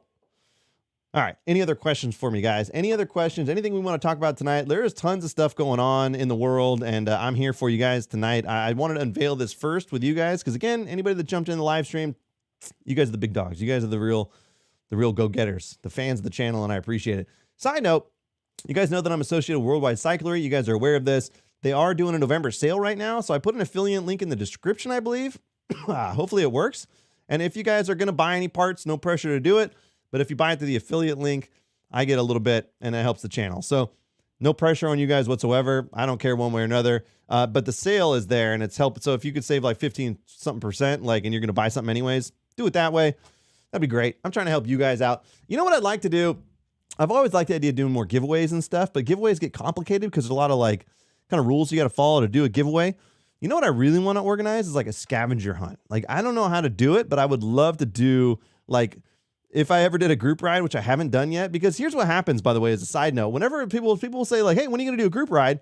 And it ends up being like me kind of last minute. So it's entirely my fault. Like I'll put in the, like at noon, I'll be like, hey, I'm going out to Granite Bay at 5 o'clock. If anybody wants to come, like nobody will show up. You know what I mean? Like now that's probably because most people just can't do things on 5 hours notice. I think that's what that is. Now, if I had given them a week's planning, I'm still not convinced that many people would show up. But if I ever do organize a group ride, why do I want it to be like a scavenger hunt? Like I want an adventure. Like I want something crazy to happen. I don't know. It just seems like a lot of work. One of these days I'll figure it out. You know what? Okay, can I tell you guys? I might have told you guys in the last live stream. I got Jeff and Jared. Jeff's the CEO of Worldwide Cyclery, and Jared's his right-hand man. I got them to agree to stock some Calirado Kid paraphernalia, okay? And like, this is just the time constraints happened. So this didn't work out, but I had everything ordered. Like what I was going to do. Can I tell you what I was going to do since you guys are here? I thought it would be fun. This really could transcend Halloween. I feel like we could just do this anytime and it would work. But I bought all the stuff. I bought a bunch of, about 25 sets of aviator glasses and mustache kits. And what I wanted to do was like, I wanted to do like a photo, like a card stock, something nice, not like a baseball card, but something like unique. Then there was only 25 of them. And on the QR code, there'd be a QR code on the back of the card or the front of the card. You would scan it. And then that would take you to like a custom video, like the only 25 people would see. And I'd give you shit if there's any more than 25 views, but like the person that got a hold of it could watch it. And like I had a great idea. And then I started making the video. I literally spent like an hour and a half in the garage filming it. And then like I realized like how much work it was going to be to do the thing I wanted to do. And it was like, man, that's a lot of sunk cost. Like everything I do, I lose money on, and then I spend a ton of time doing it. That's my business sense. But it was going to be funny. It just took so much time. And then I got sick and it screwed up my whole schedule. And like, it took me out for a while. So, and then the Halloween passed. So the goal was to like get it like a couple weeks before Halloween and get it out there. And they agreed to stock it in Worldwide Cyclery, like put it on the website and everything. I was like, all right, I'll take stock photos. But then you realize how much it takes to do a single thing. Like you don't think like, okay, let me sell this thing. But then you've got to buy it all, get it all in house, package it all up, package it again to ship it out and get it out. All right. That's one thing. Then you got to take photos of it before you ship it out. So you got product photos, then you got to ship it out to them. Right. Then you've got to promote it. You've got to build it. You got to then you've got to get the website built. There's so much involved. I'm like, man, just to do one stupid idea. Like, and I wouldn't have made money on it. Like, there's no way. Like, that's not what I'm in it for really anyways. But it was just like, it's so funny, man. I really did want to do it, man. But I got sick and it knocked me out for like 2 weeks. I don't know if you guys like remember. It's funny watching the trend too. Like as you see your subscriber counts or like your follower counts, like it's like meh, and then sick for 2 weeks. You're like boom, like this. Like social media takes no prisoners. You got to keep loading. You got to keep feeding the pig. You got to keep feeding the pig. You know what I mean? Any plans for travel? Bike vacations. Sedona's come up in March. Definitely going to do Sedona, and then the rest of next year is up in the air. So I'm not quite sure yet. I'm not quite sure yet. Let's see. If I lived there, I would. Yeah, I know. I'm convinced if I give people enough notice, maybe. I mean, I get recognized on the trail all the time, so there's plenty of people here that know who I am. I just don't know if it's the right avenue. Like if they don't see my story post or whatever, how do I get it out there? It's just all time. It's all time. If you run into me on the trail, I'll ride with you any day. It's just, oftentimes it comes down to poor planning. If you want to venture to go to Montana and start biking in a random direction in the woods, oh God, yeah, I don't want to get taken advantage of. Is that in Montana or is that somewhere else? Check out the trails in Amador County. What's going on in Amador County? Yeah, I'd be down. Somebody invited me to Redding actually recently, or up in the Redding area. I've got to get up there too. I need more time. There's a snowboarder getting tons of views from giving people on the mountain stuff they need, like helmets and oh yeah, see that's cool. That's one of the things Giro did. Giro sent me a ton of gear, and they've sent like creators and racers out to events, and they hand out helmets for them and stuff like that. It's pretty cool. I'd be down to do that for sure. I know you meant Amador for sure. Down in Ohio. Sounds like a band. You should do a vid where you bike in every state. Yeah, that's called BKXC's channel. He's a maniac, dude. That guy's covered almost everything in the world. It's amazing. He's still covering new trails that we haven't seen before. That guy is a walking, talking, riding documentarian, and I love it. I love every bit about it. It's so good. All right, anything else we want to cover tonight before we call it? I know I normally go like 2+ hours, but boy, oh boy. You know what? One thing, if you want your studio to heat up, all you got to do is like build a new PC that's like top of the line. That graphics card pulls like 450 watts when it's like gaming. It's insane. It's a monster. But I built a new PC. Yeah, and it's way overkill. It's very powerful. Yeah, I heard Redding stuff was good. I heard it was good. Oh, man. Yeah, so, one of the things that you say being creative is a curse, it depends. Like, oftentimes I sacrifice writing, and most creators have to do this. Like, if you're really taking it seriously, like I'm really trying to build an audience and all that stuff, most creators have to sacrifice the thing they're creating to like create content for the thing they're creating. So like, meaning like I go out to Granite Bay to go ride, but I spend half of it filming or getting ideas. And oftentimes like an idea will pop in my head while I'm riding. So it's like, I'm not getting a real ride in where you're just traditionally zoning out And so you lose that zen, some of the thing that recenters you as a person. Like I've discovered that. And so now I have to make it a point to like go out and not bring a camera or anything and just be like, because it's not filming the GoPro and stuff, but like if an idea pops in my head, I'm like, dude, I can film that right now. And so I go do it. But sometimes now I've made them too complicated where I'm getting multiple camera angles, I'm doing multiple rolls, I'm scripting it out. And now it's like, that's an involved process, like versus before where it's like just a shot, and then walk away and edit it later. So, you know, sometimes I still have those, but you know, oftentimes when I go to the trail, especially when there's no daylight anymore, like my schedule's so restricted. If I want to go ride Saturday morning, I almost can't because I need the daylight. I have to utilize any of the daylight that's available. And the only time that's available for me now is like Saturday and Sunday mornings or whatever, just those days. Because like there's nothing at night now, it turns night during the week. So any daytime shots has to be on the weekends now. It's like, oh my God, it's so scary because like I just got to shoot a lot of videos in my garage, I guess. That's hard, man. It's hard to get out. Like when you got a full-time job, you got a family and all that stuff, it's tricky. It's tricky, but I'm going to make it work. I think the one that I'm putting out tomorrow is going to be pretty funny. How much do I ride every week? It's hard, man. With last week I was out on work. So we were just working like 14-hour days every day. I haven't ridden in like a week and a half. So I'm hoping to get out tomorrow for an easy ride because I got the kids. So we're just going to hang out and go ride around or something. And then Sunday, maybe a ride. But I got a birthday coming up, guys. So we're doing a Sunday. My wife has organized a birthday party for me. So we're going to do that Sunday. So I don't know what I need to do. If I need to prep stuff or if I need to help, I'll be around for that. So I'm hoping to get on a ride, but it might not work out. We'll see how it is. No time for games, just riding. Yeah, I used to video game a lot, right? When I was a kid, like I used to game a lot. And now, like, you know, I spend, if I can get the stuff edited and stuff like that, then I'll still fill some time with it. But yeah, oftentimes it's content first if I can. And then, but you got to have that time where you zone out. You got to find those things that you like doing. I like watching movies and stuff. So, you know, we've got that set up. What do you guys do to wind down? Like oftentimes we wind down by biking. It's harder when it's like weird hours and stuff like that. You know what I mean? So you got to have like, especially when you're done with something and it's like 10:30 at night, it's like you got an hour left in the evening. You're like, what else are you going to do other than just chill, watch a show or something? You know, there's only so many things you could do in the day. Never want to cook again. Cougar bait. What the hell? Yay, thanks. Yeah, my birthday is coming up. It's crazy. I always forget about that. My wife has to remind me. My kids are always like, how old are you? I'm like, ask her. I don't remember. I'm losing my mind. What are you going to say? What more can you say? Any other questions for the Calirado Kid tonight before we call it a night? I'm stoked you guys could be here. If you guys if you missed the unveil of the old Revel Rascal, there it is in all its glory. A beautiful birthday present, isn't it? A beautiful birthday present. Stoked that Revel sent that to me, and I can't wait to get it on the trail. I think that bike is going to be absolutely perfect for this environment where I live. I think it's going to be amazing. So, yeah, I'm really stoked that they sent it to me, that they recognize that there's potential, you know, for exposure and also like collaborative experiences. I'm open to all that stuff. I only want to, the ideal scenario, and I've said this before, is like working with companies that appreciate the sense of humor. And so like, I don't want to make something that's not me. And so if I can work with companies that are okay with that, like, for example, Chamois Butter was the coolest in the world, right? Like they were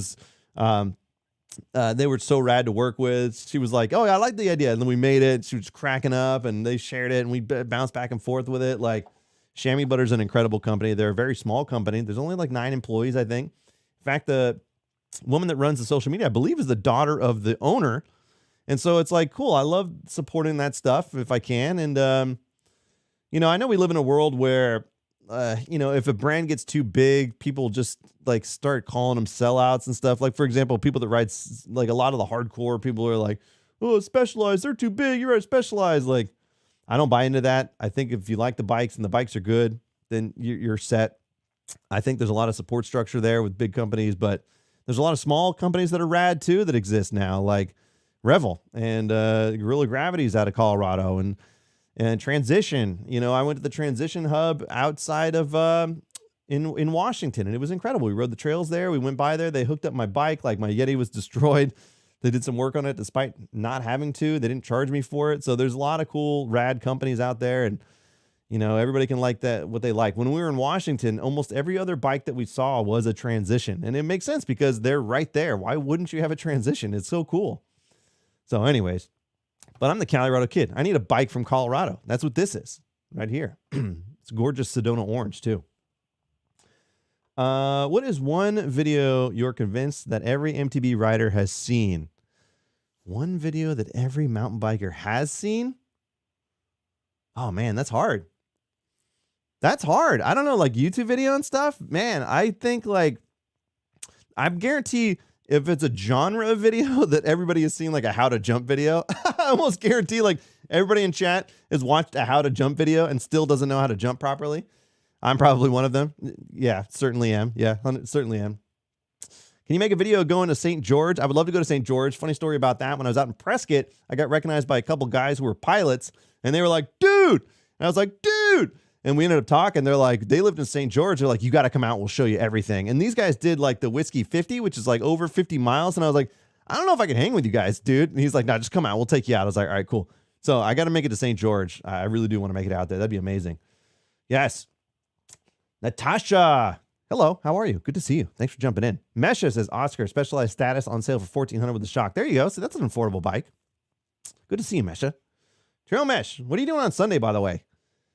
If you're up for driving, let me know. We're throwing a party at a roller rink. So if you want to come, send me a message. You're welcome to come. I know Vince is coming. I'm not being a dentist. No. And you remember Kona? Yeah, Kona's still around. So is Diamondback, but yeah, I don't know. It's hard to say. I don't know a lot of, I'm not a bike expert. All I know is I like bikes, and this is going to be a bike for me. All right. Oh man, what more can we say? How to be a mountain biker. Okay. Vince, you nailed it right there, buddy. That is probably my favorite mountain bike video of all time. Like I remember sharing that around when I first saw it. It was so representative of me and probably of everybody else. It was so relatable. That video is incredibly well executed. I showed it to my wife, by the way, and there's a part in it where he like meets a woman who rides better than him, and he like gets better, and they go on a date or whatever. But like, I was like, this video where he's like going to work and he starts getting more into the sport and all this stuff, and then I showed my wife the video. It's like, this is exactly what I'm doing. Like, this is exactly it. And then like she saw the part with the girl, and she's like, who's the girl? And I was like, oh God, that's what you took away from this? Unbelievable. So yeah, that Vince might have nailed it. If you guys haven't seen How to Be a Mountain Biker by IFHT, it is one of the finest films in history. What is my day job? So I build, believe it or not, I build and maintain radio stations. So it's no surprise that my studio is set up really nicely because I can build studios easily. That's kind of what I do. So yeah, I do. I could theoretically do podcast studios and things like that too. But my day job is a broadcast engineer. So I maintain the facilities. I build, like I just got back from Denver where we like overhauled the studios. We tore them all apart, rewired everything, put in new equipment, and then we got out. But it's busy days. But I'm a technical guy by heart. But I'm so stoked to be back on the creative side of things, which is, I've said it before, one of the reasons why I got back into the creative side of things and starting the YouTube channel and then branching out to short form content and all that. It was all because like I found myself getting too technical. Like I was losing the creativity. And so when I just had to push myself, and sometimes you can't develop, like if you got to go to the gym or you got to lift weights to develop your muscles, right? Or you got to lift stuff. The same thing is true with your mind, I think. Like if you don't think creatively, you're going to stop thinking creatively. You have to stress it and push it and keep working at it. And then your mind starts to reform itself or something because like I've gotten it all back in spades, right? Like I may have gone too far, may have overcompensated a little bit here, but I mean, it's just the same thing as far as I'm concerned. You just gotta do it, and you gotta keep pushing yourself at it. You can't just be like, oh, that was good, and then be done with it. If you really want to push, you gotta push, and you gotta push yourself to be better and better and better. And which is why I'm shooting all my reels on a really expensive camera for no reason, even though I could just do it on my cell phone. Like I just keep pushing for no reason. Like I don't know why. I don't know. Maybe it's paying off. I don't know that it's necessary. I think the content is more important than the production. And I'm a firm believer in that. Like as long as the content is there, it's going to be good. Like if I make a relatable video, like you can see Seabass doing it, you can see Jess the Maker doing it, you can see Brendan doing it. They're all shooting on their cell phones too. Like the content is so good, it doesn't matter like what it's presented on. It looks great. It plays great. Like it doesn't matter. I just get it in my head and I roll with it. So what are you going to do? Yes, there you go. Do more live streams. I do want to do a lot more live streams. I really do. Like the Fireside Chats are coming back, man. I'm going to make it a point. I do like live streams. This is one of my favorite things to do. I do. I'll be the last viewer. Time will tell. Time will tell. Brianna, this is a great question. She says, how many mountain bikes do you have? I'm the worst. I'm the worst mountain bike content creator on the planet. I have one mountain bike. One mountain bike. Everyone else has 18 of them. I've got one, but now I've got two. Yeah. No, it's, I have one bike. It's just, I don't know why. I do like bikes, but like, man, it's just, I think I've been on the threshold for a while where I've been like, I'm not getting a new bike until I work with a company and they get it to me. Just because, like, again, you see the reach that I've got, you see the impressions that I've got, you see the exposure that I've got. You guys, like, statistically speaking, like, just the millions and millions of views on stuff. It's like, man, I'm stoked to work with a brand, and that's what we're doing here with Revel. Like, that's so cool. But yes, now I have one bike. What a buffoon. Actually, one of the things I talked about with somebody was interesting because they were talking about like the whole marketing of mountain bike industry and stuff is on new and parts and most of the tech industries like that. Like every industry is like that, actually, now that you think about it. And when I was talking to somebody and they're like, wow, you've developed that many followers? And I was like, yeah. And I've had the same bike since 2018. They're like, what? Yeah. So it's like unheard of because a lot of stuff like people's content is based on bike reviews and things like that or whatever else. But like, I've just been rolling the same bike since 2018. It's like so funny that it's like, what? That's possible? Like, yeah. Apparently it is. Oh, we'll see how it goes. Oh, God. Silas, thanks for jumping in, man. Good to see you. What's your biggest jump? I don't really jump ever. It's so funny. Like, oh, man, I just like every time I watch a jump video, it's somebody getting just definitely like injured. Like, okay, so as an example, if you guys follow BCPOV, he just released a really like emotional video with Yuka going down on the trail, like overshooting a gap or a step up and going right into a berm. And, she basically just broke her tailbone, like her wrist in a couple places. Like she could have been paralyzed, man. Like all it took was a couple more inches where her back hit the log and she would have been paralyzed, So that's scary stuff, man. It's not a risk I want to take. And all the serious injuries that people seem to get is from jumping all the time, like jumping. And then they just break their collarbone and all this stuff. Man, I can't afford that time off, man. I really can't. So like now that I got this Ninja hopper back here, which is covered by the box and the bike, did I mention the bike? I'll be practicing some jumps. I will. And when Seabass comes up here, I'm going to have him teach me some stuff. I'm going to be moderately capable of jumps, but it's not my forte. I'm an adventure rider more than anything. When I went to Whistler, I barely even hit A-line. I hit part of A-line. Like I was into the double black tech, the chunk, which is probably arguably more dangerous. I don't know what argument I'm trying to make here because like I definitely almost died on that stuff. But I definitely like that stuff. The tech, the gnarly tech. Like that is really fun to me versus jumping. Just going to get out there and say that. All right, hold on. Catching up. This is you guys' chance to ask questions. I'm stoked to be here with you. I'll try to stay on as long as I can. We're at an hour and a half already. That's pretty incredible, isn't it? Yeah, Yuka's video is scary, man. And it's just eye-opening. It's just a sport. We all are in a sport that we kind of take for granted the fact that we don't get injured usually. But we all can at any moment. All it takes is a spare rock. Like the guy's riding in front of you, kicks out a rock onto the trail, it dings your rim, sends you flying over the bars. Like that chance is always there, no matter how easy the trail. This crash was on a very, very easy trail. And it just ripped me up, man. I'm all scarred now because like I wasn't taking it seriously and I was just kind of like casually riding and slipped off of some gravel and just chest first and just out of breath, just laid there for like 30 seconds to a minute before I got up. And it wasn't even doing anything crazy, man. Like it's just I took it for granted. I wasn't paying attention. You gotta respect the trails. You gotta respect the trails. I feel like some old grizzled like trail riding guy, like you gotta respect the trails, kids. You know what I mean? That's all I'm trying to say. I've gotten a handful of bikes the last 5 years, and sometimes I think I should sell a few, but can't bring myself to do it. Yeah, if you need the bike, keep it. If not, sell it and buy a new bike. I don't know. These days, things seem to go for a good amount. What are your thoughts on Paul, the punter, retiring? I love Paul, man. I just want people to be happy. That's all I care about in life. Like, I don't know why people get worked up, and you're not getting worked up. I don't mean that for you, but like, I don't know why people get worked up so much about what other people are doing in their lives, like getting angry and upset about it and engaged about it. Like, that's not what you're doing here, obviously. But you know what I mean? Like where it's like, I just want, no matter what, like, I just want people to do things that they enjoy. Like, I don't think I'm right. I don't think I'm right all the time. I don't think I'm wrong all the time. And that's okay. Like, I was talking about this with somebody the other day, and I was like, look, man, I maybe trying to explain to my kids. I was like, it's okay for your friends to like a different movie than you. It doesn't mean that they're stupid or wrong.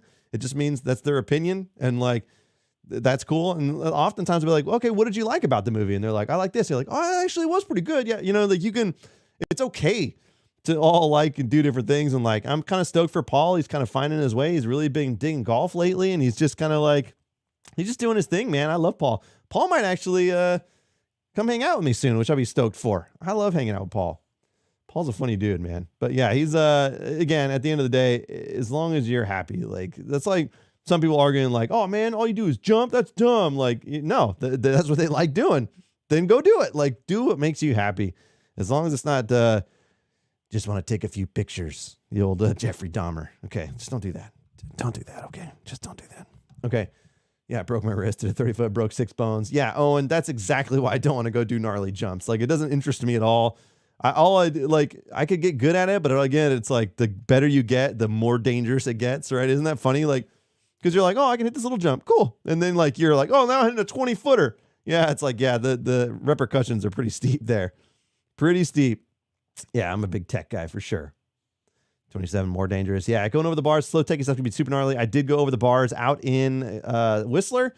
It was eye-opening, and I went and tried to ride it again right afterwards, and I almost died just as well. So I was convinced it was the bike. It was for sure the bike, wasn't my technical skill, okay? Let's just be honest there. But it's also, I was riding solo on some of the double black stuff in Whistler like that day, and I was like, dude, this is not smart. Like riding by myself on double blacks, some of those trails in Whistler are proper gnar. Like, properly gnarly. And so, but it was incredible. But I don't want to do that by myself and push the limits. You know what I mean? I was smart enough to know it's like, I didn't want to take it to the limit. You know, I didn't want to take it to the limit. I just, yeah. Okay, let's get back on track. Okay. Yeah, respect the bike. How's the step bike? Mine was stuck in a wash machine. Yes. Mine got stuck and I had to free it. Yes, that's right. There's my new step bike. Yeah, it's I really, like, for whatever reason, felt like I was compelled to make that video. I'm glad nobody took it too hard. All right, there you go. What's your favorite UCI to watch? Downhill, XC, enduro? You know what? I don't watch a ton of mountain bike stuff. It's funny, like I'm more on the YouTube scene. Like I know all the guys in YouTube. So Brian Kennedy, Single Track Sampler, Seth. I love watching like Dangerous Dave's gnarly riding, and Van Can and all these guys. And it's I'm a YouTube guy. I watch YouTube stuff. I don't watch the racing so much. And when I was trying to watch Red Bull Rampage, I realized you had to have an ESPN Plus subscription or something. I was like, you're kidding me. I'm not doing that. So I never even ended up watching. I watched highlights, but I feel like I would get into it, but I don't know. I'm more of a YouTube content guy. Like I'll go watch mountain bike stuff on YouTube more than anything. And that's where it's bred and born. That's why that's an arguable point, right? Like most of us got involved with the sport from watching YouTube videos. Like how many of you guys got involved because you saw a racer going downhill super fast? You're like, I want to do that. Like what percentage curiosity of everybody in chat right now? Was it YouTube, or was it maybe you probably just got in by a friend or something? But like, what do you watch more, racing or YouTube content? You tell me. I'm curious to see your reaction to that.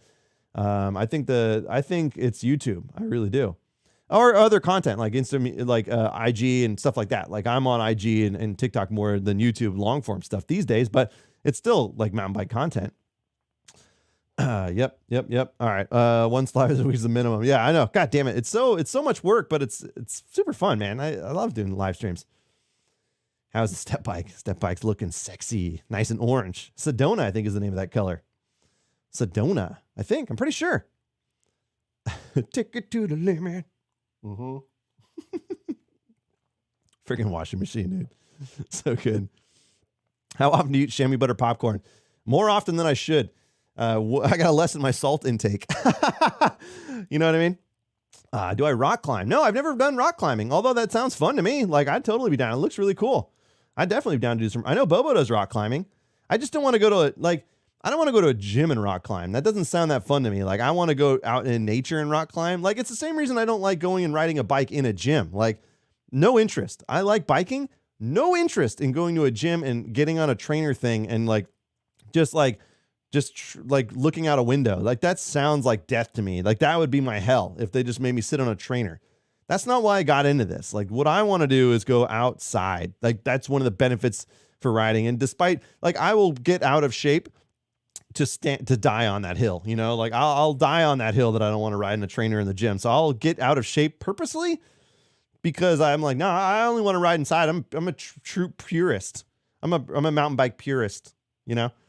Nah, I don't like being inside. I never like gyms. I know it's never my fan. I'm never a fan. So I run around the neighborhood shirtless, with like a couple like ropes tied to milk jugs. Wait, not in front, because that's offensive. Like in the back, like sideways like this. And that way I get extra weight and then I get more fit. And side note, I actually don't like running either. Like running sucks. Like we did a race recently. It was like a Tough Mudder, but for kids, but they let the adults do it too. I got my ass handed to me. Like the kids were like breathing heavy, but I think I was going to die. I was like about to die. And it was like a little over a mile. And the fact that I ride bikes all the time, I'm going to blame it on the fact that I got sick and it like screwed me up or something, right? It had to have been, because I was going to die. But you know, I don't like running. I don't like being in a gym. I like riding my bikes. Okay. It's oddly specific. All right. We're back on target. What do we got here? Pirate movies. Arr. Okay. What do you do when you're not mountain biking? You know, that's a great question. Like, so, you know, with the family and stuff, I'm usually hanging out with the kiddos on the weekends and the weekdays, and we're helping with homework. So when I do content creation stuff, it's late at night. But if I can, I built this brand new PC up here. So I still like to game at night if I can. And, I like movies a lot. I like film. I like analyzing stuff and like seeing how they pulled it off. And so that's super fun to me. I do like watching movies, playing games, side notes, but otherwise kayaking, hiking, like just anything outdoors is always fun for me. I like trail building if I can, like getting out to Everstoke and building trails out there. Just anything, everything. Like, I think that's kind of general, but like, I like doing outdoorsy stuff. We kayak a lot in the summer. It's just super nice out here. I don't use Strava because they beg me to buy it. Yeah, I never use Strava either. Like people are asking me, there's that. Yeah. People are asking me like how to follow me on Strava. I'm like, you can, but there's no point. Like I don't ever start it because it's just another thing to start and stop. And I forget. It's just like, I feel like I'm being trained, you know, like, I don't know. Like maybe if you have the device that auto starts and stops, that would be something. But like, I don't feel a need to like see how I did most of the times. Like, maybe if I was like really hitting it hard, but like I feel like I can get maybe 1 or 2 rides a week barely, and like so I'm not like trying to like it's not going to happen. I'm not going to be beating tons of times out there, like unless I was getting out there more times. So it's just another thing to start and stop. It's too much. Uh-oh, I skipped way down there. What the hell just happened? Wait, did I get behind now? I got way behind. No. Yeah, okay, wait, I got way behind. You guys are jamming in here. Holy crap. I'm way far behind. Okay, hold on. Let me catch up. I'm on the YouTube question. ESPN Plus. Yep, nope. Sam Pilgrim, friend, YouTube, Racing, and Brandon Semenuk. Yeah, those guys are really rad. I do like downhill races, but now it's not on Red Bull, so yeah, rewind. Yeah, I'm late. Yeah, MTV Nick, good to see you. Thanks for jumping in late, buddy. Shammy Butter, yeah. YouTube videos, Rob Warner stuff. What are you going to name your bike? I have never named a bike, actually, but if I need to name it, I'll name it. You guys tell me. Make a video of your family riding. Yeah, that'd be fun. It'd just be me yelling at the kids the whole time. Like, hurry up! Yeah. That's why I climb outdoors my day. So I started riding around COVID hit. I was 5th grade at the time, and I was taking a break from all those sports. I was bored one day, and my dad took me and little brother. Nice, dude. Are you still into it? A lot of riders got into it at COVID, and they kind of fell out of it. But hopefully you're still riding. Obviously, why else would you be here? Right? That's certainly not for the entertainment. Hey, Unprofessional Kyle's in here. Good to see you, buddy. Kyle's always good times. I'm going to see Kyle on Sunday, I'm pretty sure, unless he totally forgot about my birthday party. Where's your wife? I want to see her, right? Yeah, she has a hard time getting the helmet on over the towel. It's really hard. It's really tricky. Yeah, I don't know. I guess I wouldn't mind like a CrossFit. I've never tried it, but that seems like fun and engaging. But like otherwise sitting on a bike inside of a room, it just sounds like slow death to me. No offense to road bikers, although they offend me quite frequently because they get in the road and they get in the way of my car. It's stupid. Okay. Yeah, there you go. You ready for downhill now? Break the bike in. Yeah, I got to put the bike together. Hopefully tomorrow. I should make Kyle come and do it for me. One day ride. Yeah, on a ride one day because we wanted to spend a day outdoors, instantly fell in love. Yeah, man. It's hard not to. It's like mountain biking is, and Brian said it before, it's one of the greatest sports in the world. And once you get out on a bike and you get to enjoy nature and it's quiet, like, I know everybody enjoys it for the different reasons, but as long as you do dig it, it's like, ah, man, it's so good. It's so good. And it's been an excuse to travel to certain areas and see amazing parts of the world because they got trail systems. And you're like, man, I could ride incredible trails and see incredible towns and stuff. Like, let's do it. Let's go. Have you ever had a flat tire in the middle of the trail? Yeah, quite frequently. Yeah, unprofessional Kyle can attest to that. Yeah, we had misadventures on many occasions lately. What games do I play? You know what I've like one of my favorite games in the last couple of years was a game called Control. It was developed by Remedy Games, incredible company. They made Alan Wake. They made Control. They made God damn, there's another one they made. But they're incredible because one of the things I always appreciate, I've seen enough stuff in my life, right? We've all seen enough movies that like you see a movie, you're like, nah, that was like that last movie. Like Marvel movies are like that now. But I like stuff that sets themselves apart and that is unique. And the game design in Remedy games is very unique. Like I really appreciate the design, the sound design, like the shot compositions. Anyways, Control is one. And yeah, for like long-term stuff, Destiny 2 is really fun too. Anyways, yeah, we can get Fortnite. I don't play Fortnite. I never have. This graphics card would just melt Fortnite. It's like the 4090 is ridiculous. Okay. RockShox or Fox. I've only ridden really Fox. I had RockShox maybe on the Bronson that I had, but I've almost always been on Fox. And to be completely honest with you, Ivra, I'm 100% certain I wouldn't be able to tell the difference. 100% certain I wouldn't be able to tell the difference. I would love to do a blind taste test to a certain degree. And like that, but the funny part is if we like told the experts that like I was an expert and they're like, okay, now give us your rundown of that versus that. I'd be like, I didn't even know you switched them. You know, like that'd be the butt of the joke, like just setting them up for failure. I don't know. We could do it. I think Rust. I haven't played Rust either. All right. What's your favorite mountain to mountain bike? Downeyville. For a local trail, Downeyville is my favorite for sure. It's a little bit out of the way, but not far enough. Like it's such a good vibe, man. I love the town. It's a really small town. The trails are incredible and death defying and beautiful. It's like, man, that's our grail in this area for sure. For me, at least it's just kind of like there's a lot of nostalgia there too. It's one of the first like gnarly, like wild rides I did. And it blew my mind the first time I rode it. Now it's like a little bit more routine. But when I first rode that trail, it absolutely destroyed my mind. It melted it to pieces. Kyle, did you see my new bike? Hey, Kyle, are you still here? Kyle? Do you see the bike? Okay. All right. All right. There we go. Kyle, there you go. All right. Couple more questions, then we're going to call it a night. We're almost at 2 hours, guys. You're doing great. Uh-oh, someone's in here. Someone, good to see you. We're talking about video games. Look at him. He just comes in here. You must have heard us from across the land.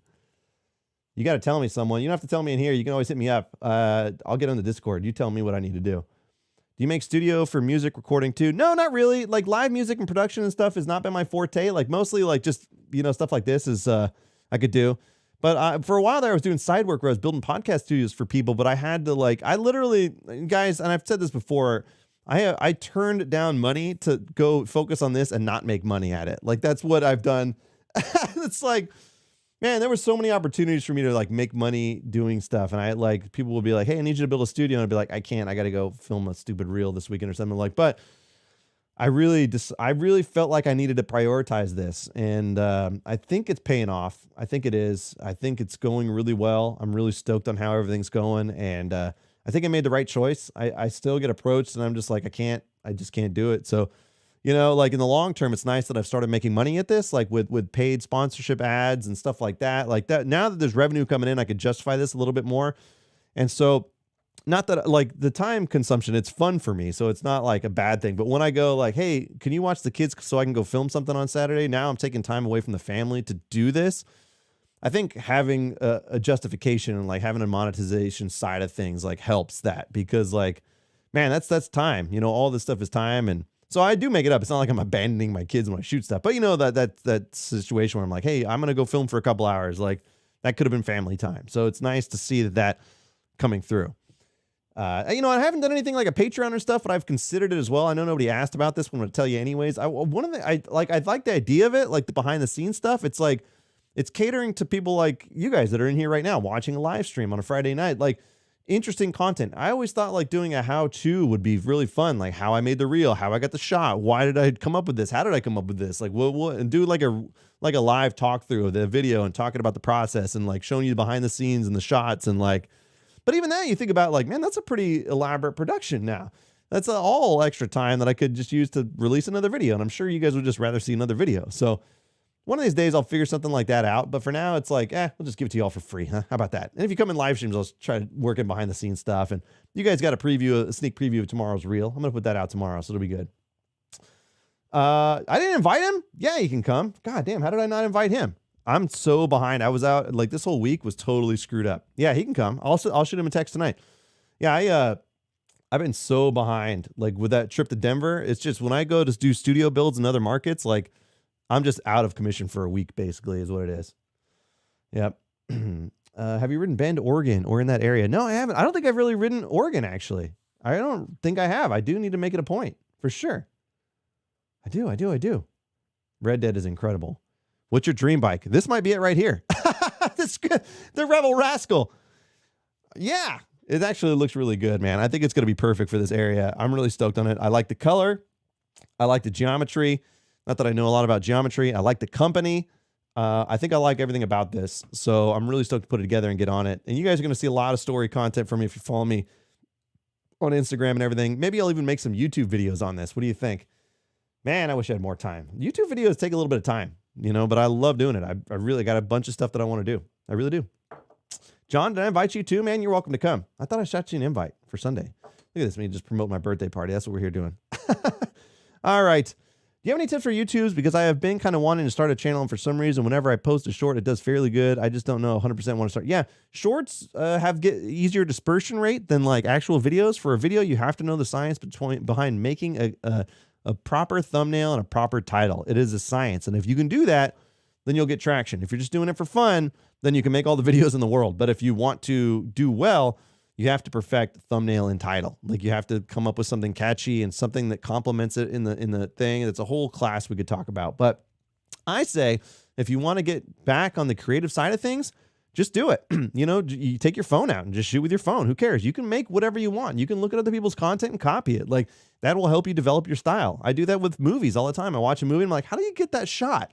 And then I do it in my video, and like, it helps me learn. It helps me. And I just take it one video at a time. And if you keep getting better, you have to just keep practicing. You can't get lazy with it and be like, oh, I'll do this again. Like you've got to if you really want to set yourself apart, you have to try to push yourself just one piece at a time. Like one video, try a different technique, try a different thing, push it a little further, instead of one angle, try two angles, then you develop yourself as a creator and you start creatively thinking about shots and how to execute and watch movies and analyze it and be like, how did they what is that?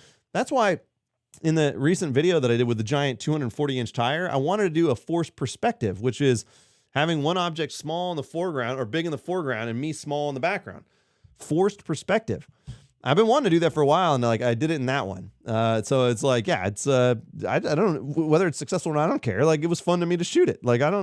So just push yourself a little bit. That's all I'm saying. Everybody here in chat, that's my pep talk for you for the night. Don't sit by on your laurels. Is that what they say? Laurels? No. Yeah, yeah,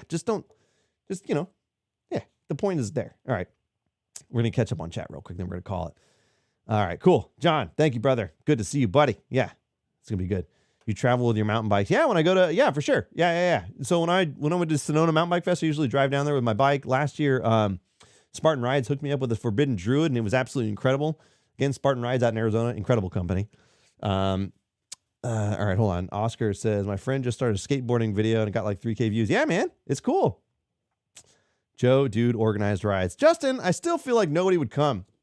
All right, I will organize one. I will, you know what it is? Like oftentimes on the weekends, like I told you guys before, like basically the only time now that I can get daylight to shoot a video is between 9 a.m. and 4 p.m.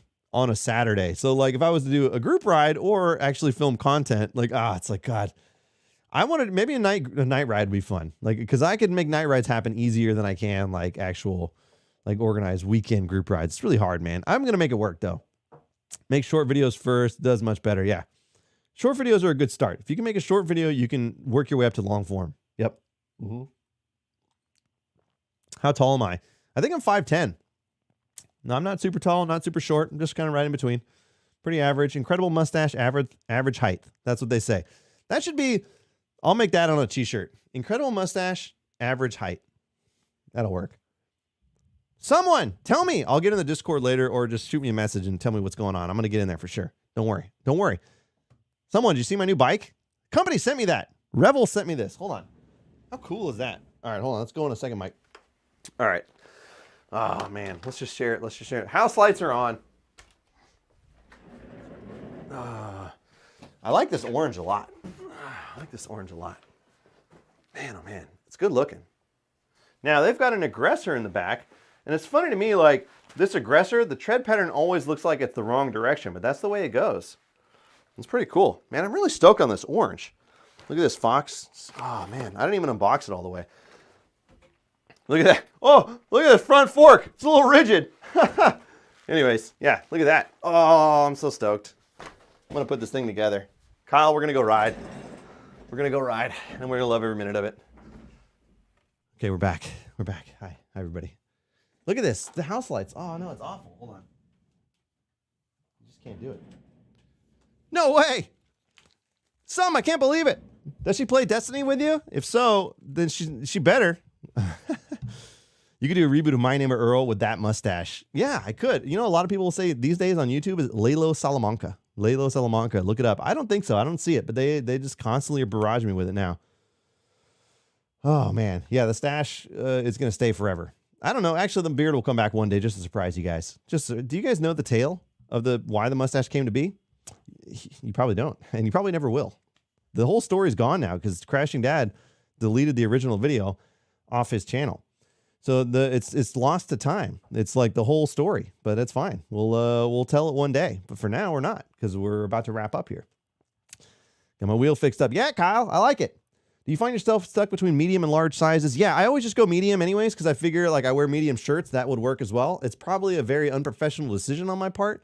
Like, it doesn't really equate to bikes at all. But, like, yeah, like, I just like, well, I'm right in between. Just go medium. It's fine. All the mediums seem to work. I don't want a bulkier bike. Like, it seems like the frame size that I have works. So, I haven't also tried enough mediums versus larges to tell the difference. So, again, like, never come to me for, like, technical advice on a bike. Never, never, never. I'm just here to entertain. That's what I do. Oh, my God. What upgrades do you recommend for a mountain bike? Easy upgrades, like cheap upgrades. Handlebars, probably not worth it. Grips, you know, if you find a good set of grips, most grips that come standard on bikes are fine.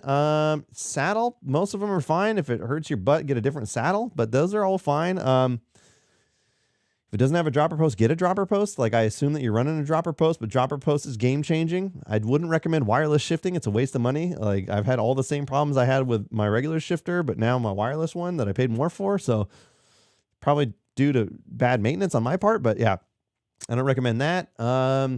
Brakes, you know, if the brakes are squishy, don't feel good. Brakes are okay, but like, man, like if they're working, they're working. You know, it's God. I'm just the worst. This is why I'm not in the sales industry for mountain biking, isn't it? Like I would recommend.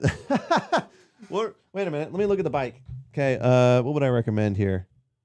You know, it's like Yeah, if your bike's working, just keep your bike working. I don't like if your brakes suck, put on new brake pads, but like that's probably gonna be fine.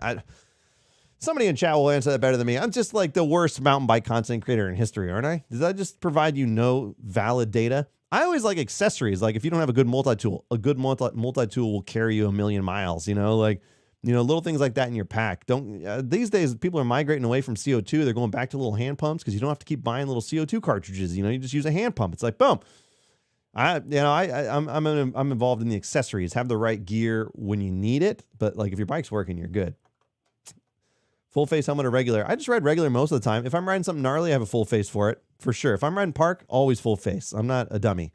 But on a normal like basic ride, I usually just wear a normal helmet. But if I know it's going to be gnarly, I'll full face it for sure. And I like wearing goggles when it's dusty out too, man. It helps a lot. Shimano or SRAM? Honestly, the Shimano shifters felt better to me. I rode Shimano in Sedona on the Forbidden Druid, and I like the Shimanos felt more precise with their shifting. Just my thought. Would you do carbon fiber wheels? I've never ridden carbon fiber wheels. Do these have carbon fiber wheels? Wait a minute. Ira, wait a minute. Who said that? Owen, you brought up a good point. Stand by. I don't know if these are their carbon wheels. Hold on.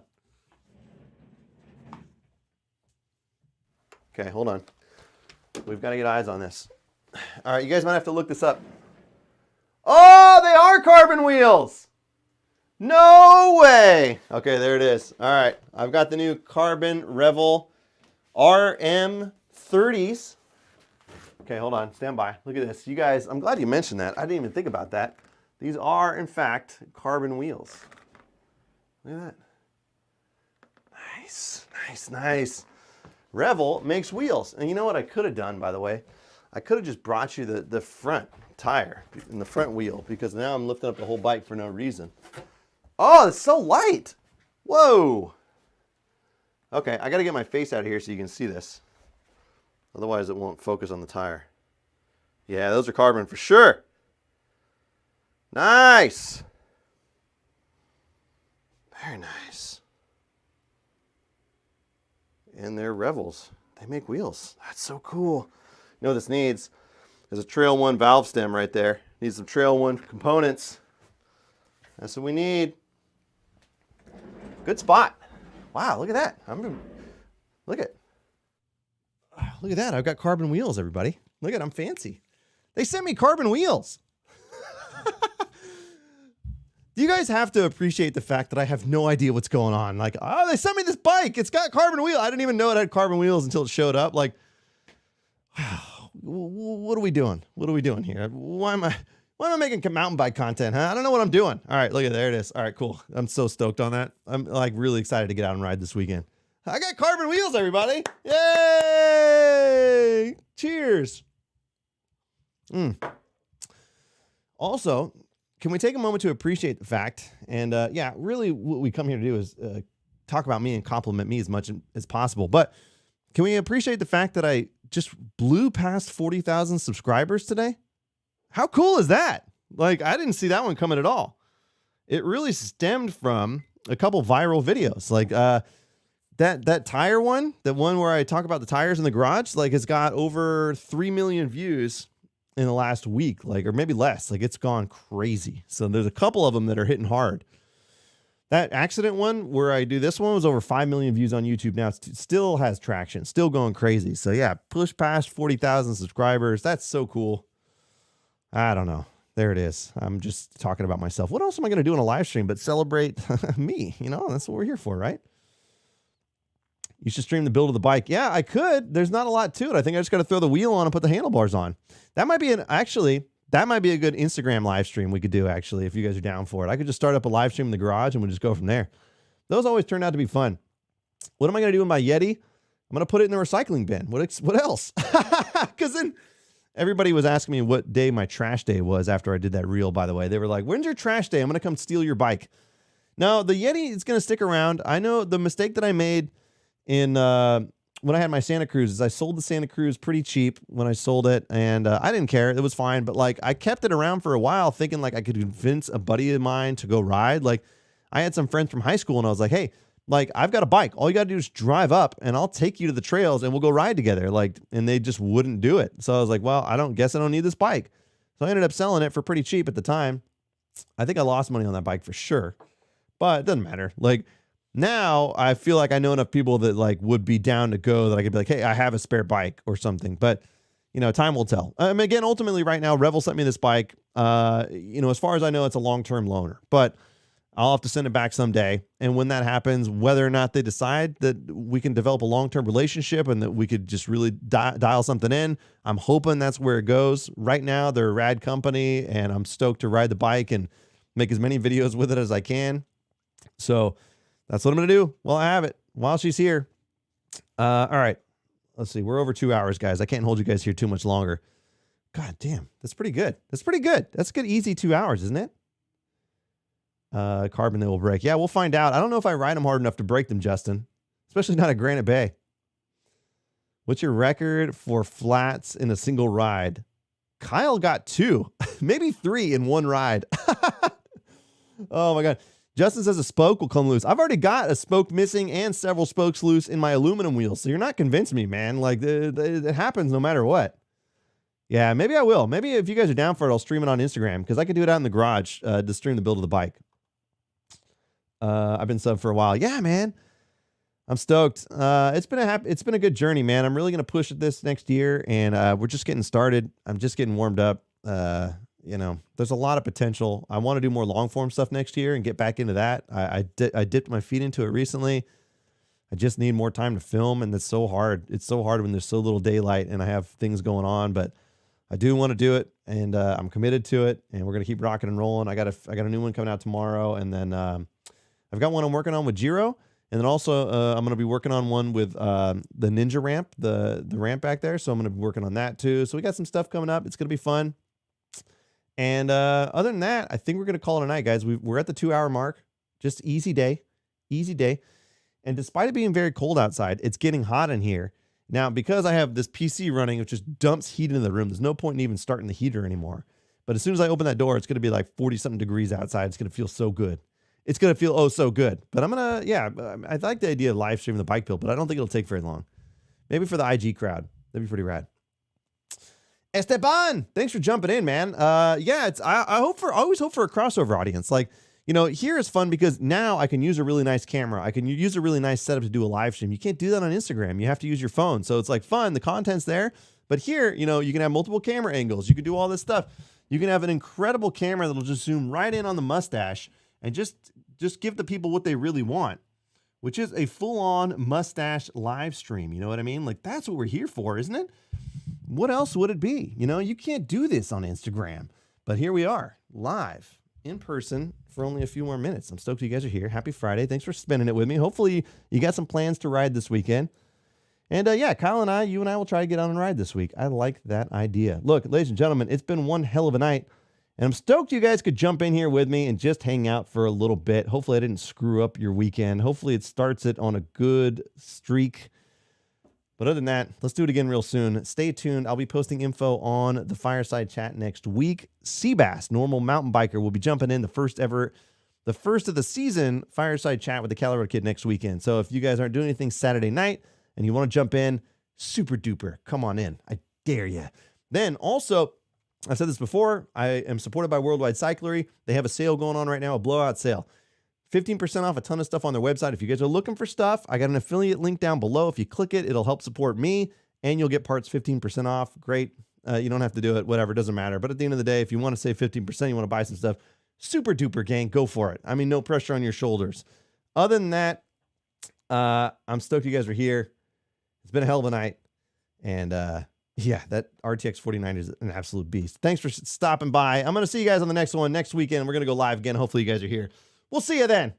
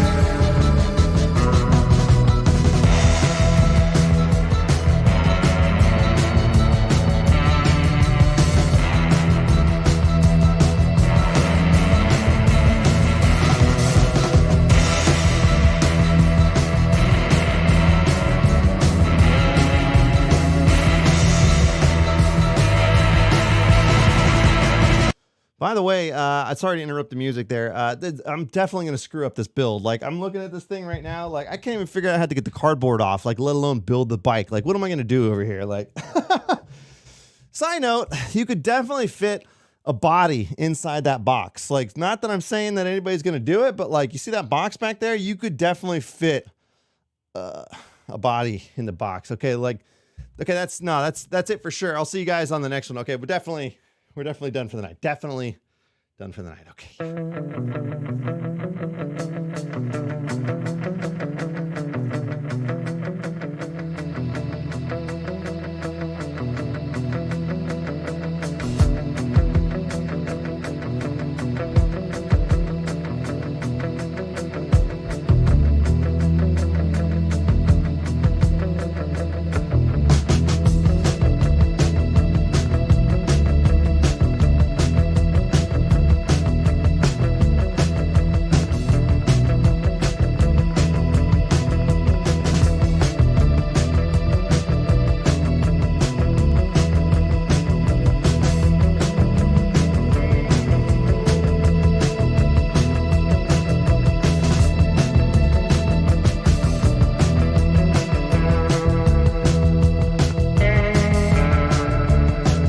Okay, more bad news. Just confirm. Sorry, no, I just dropped this mic in my water glass. Like, what is the statistical probability of, like, oh my God, this is like not cheap. And yeah, I just kind of dropped it in the water. And I don't know how that happened. I was pulling it off and it just like, it went right in like this. Like I was going fishing for a damn trout. It went in the water. There's like, look at this. Hold on. It's soaked. Oh no. Okay, that's it for sure. All right, I'm gonna leave now. I'm gonna see. Okay, I'm gonna go.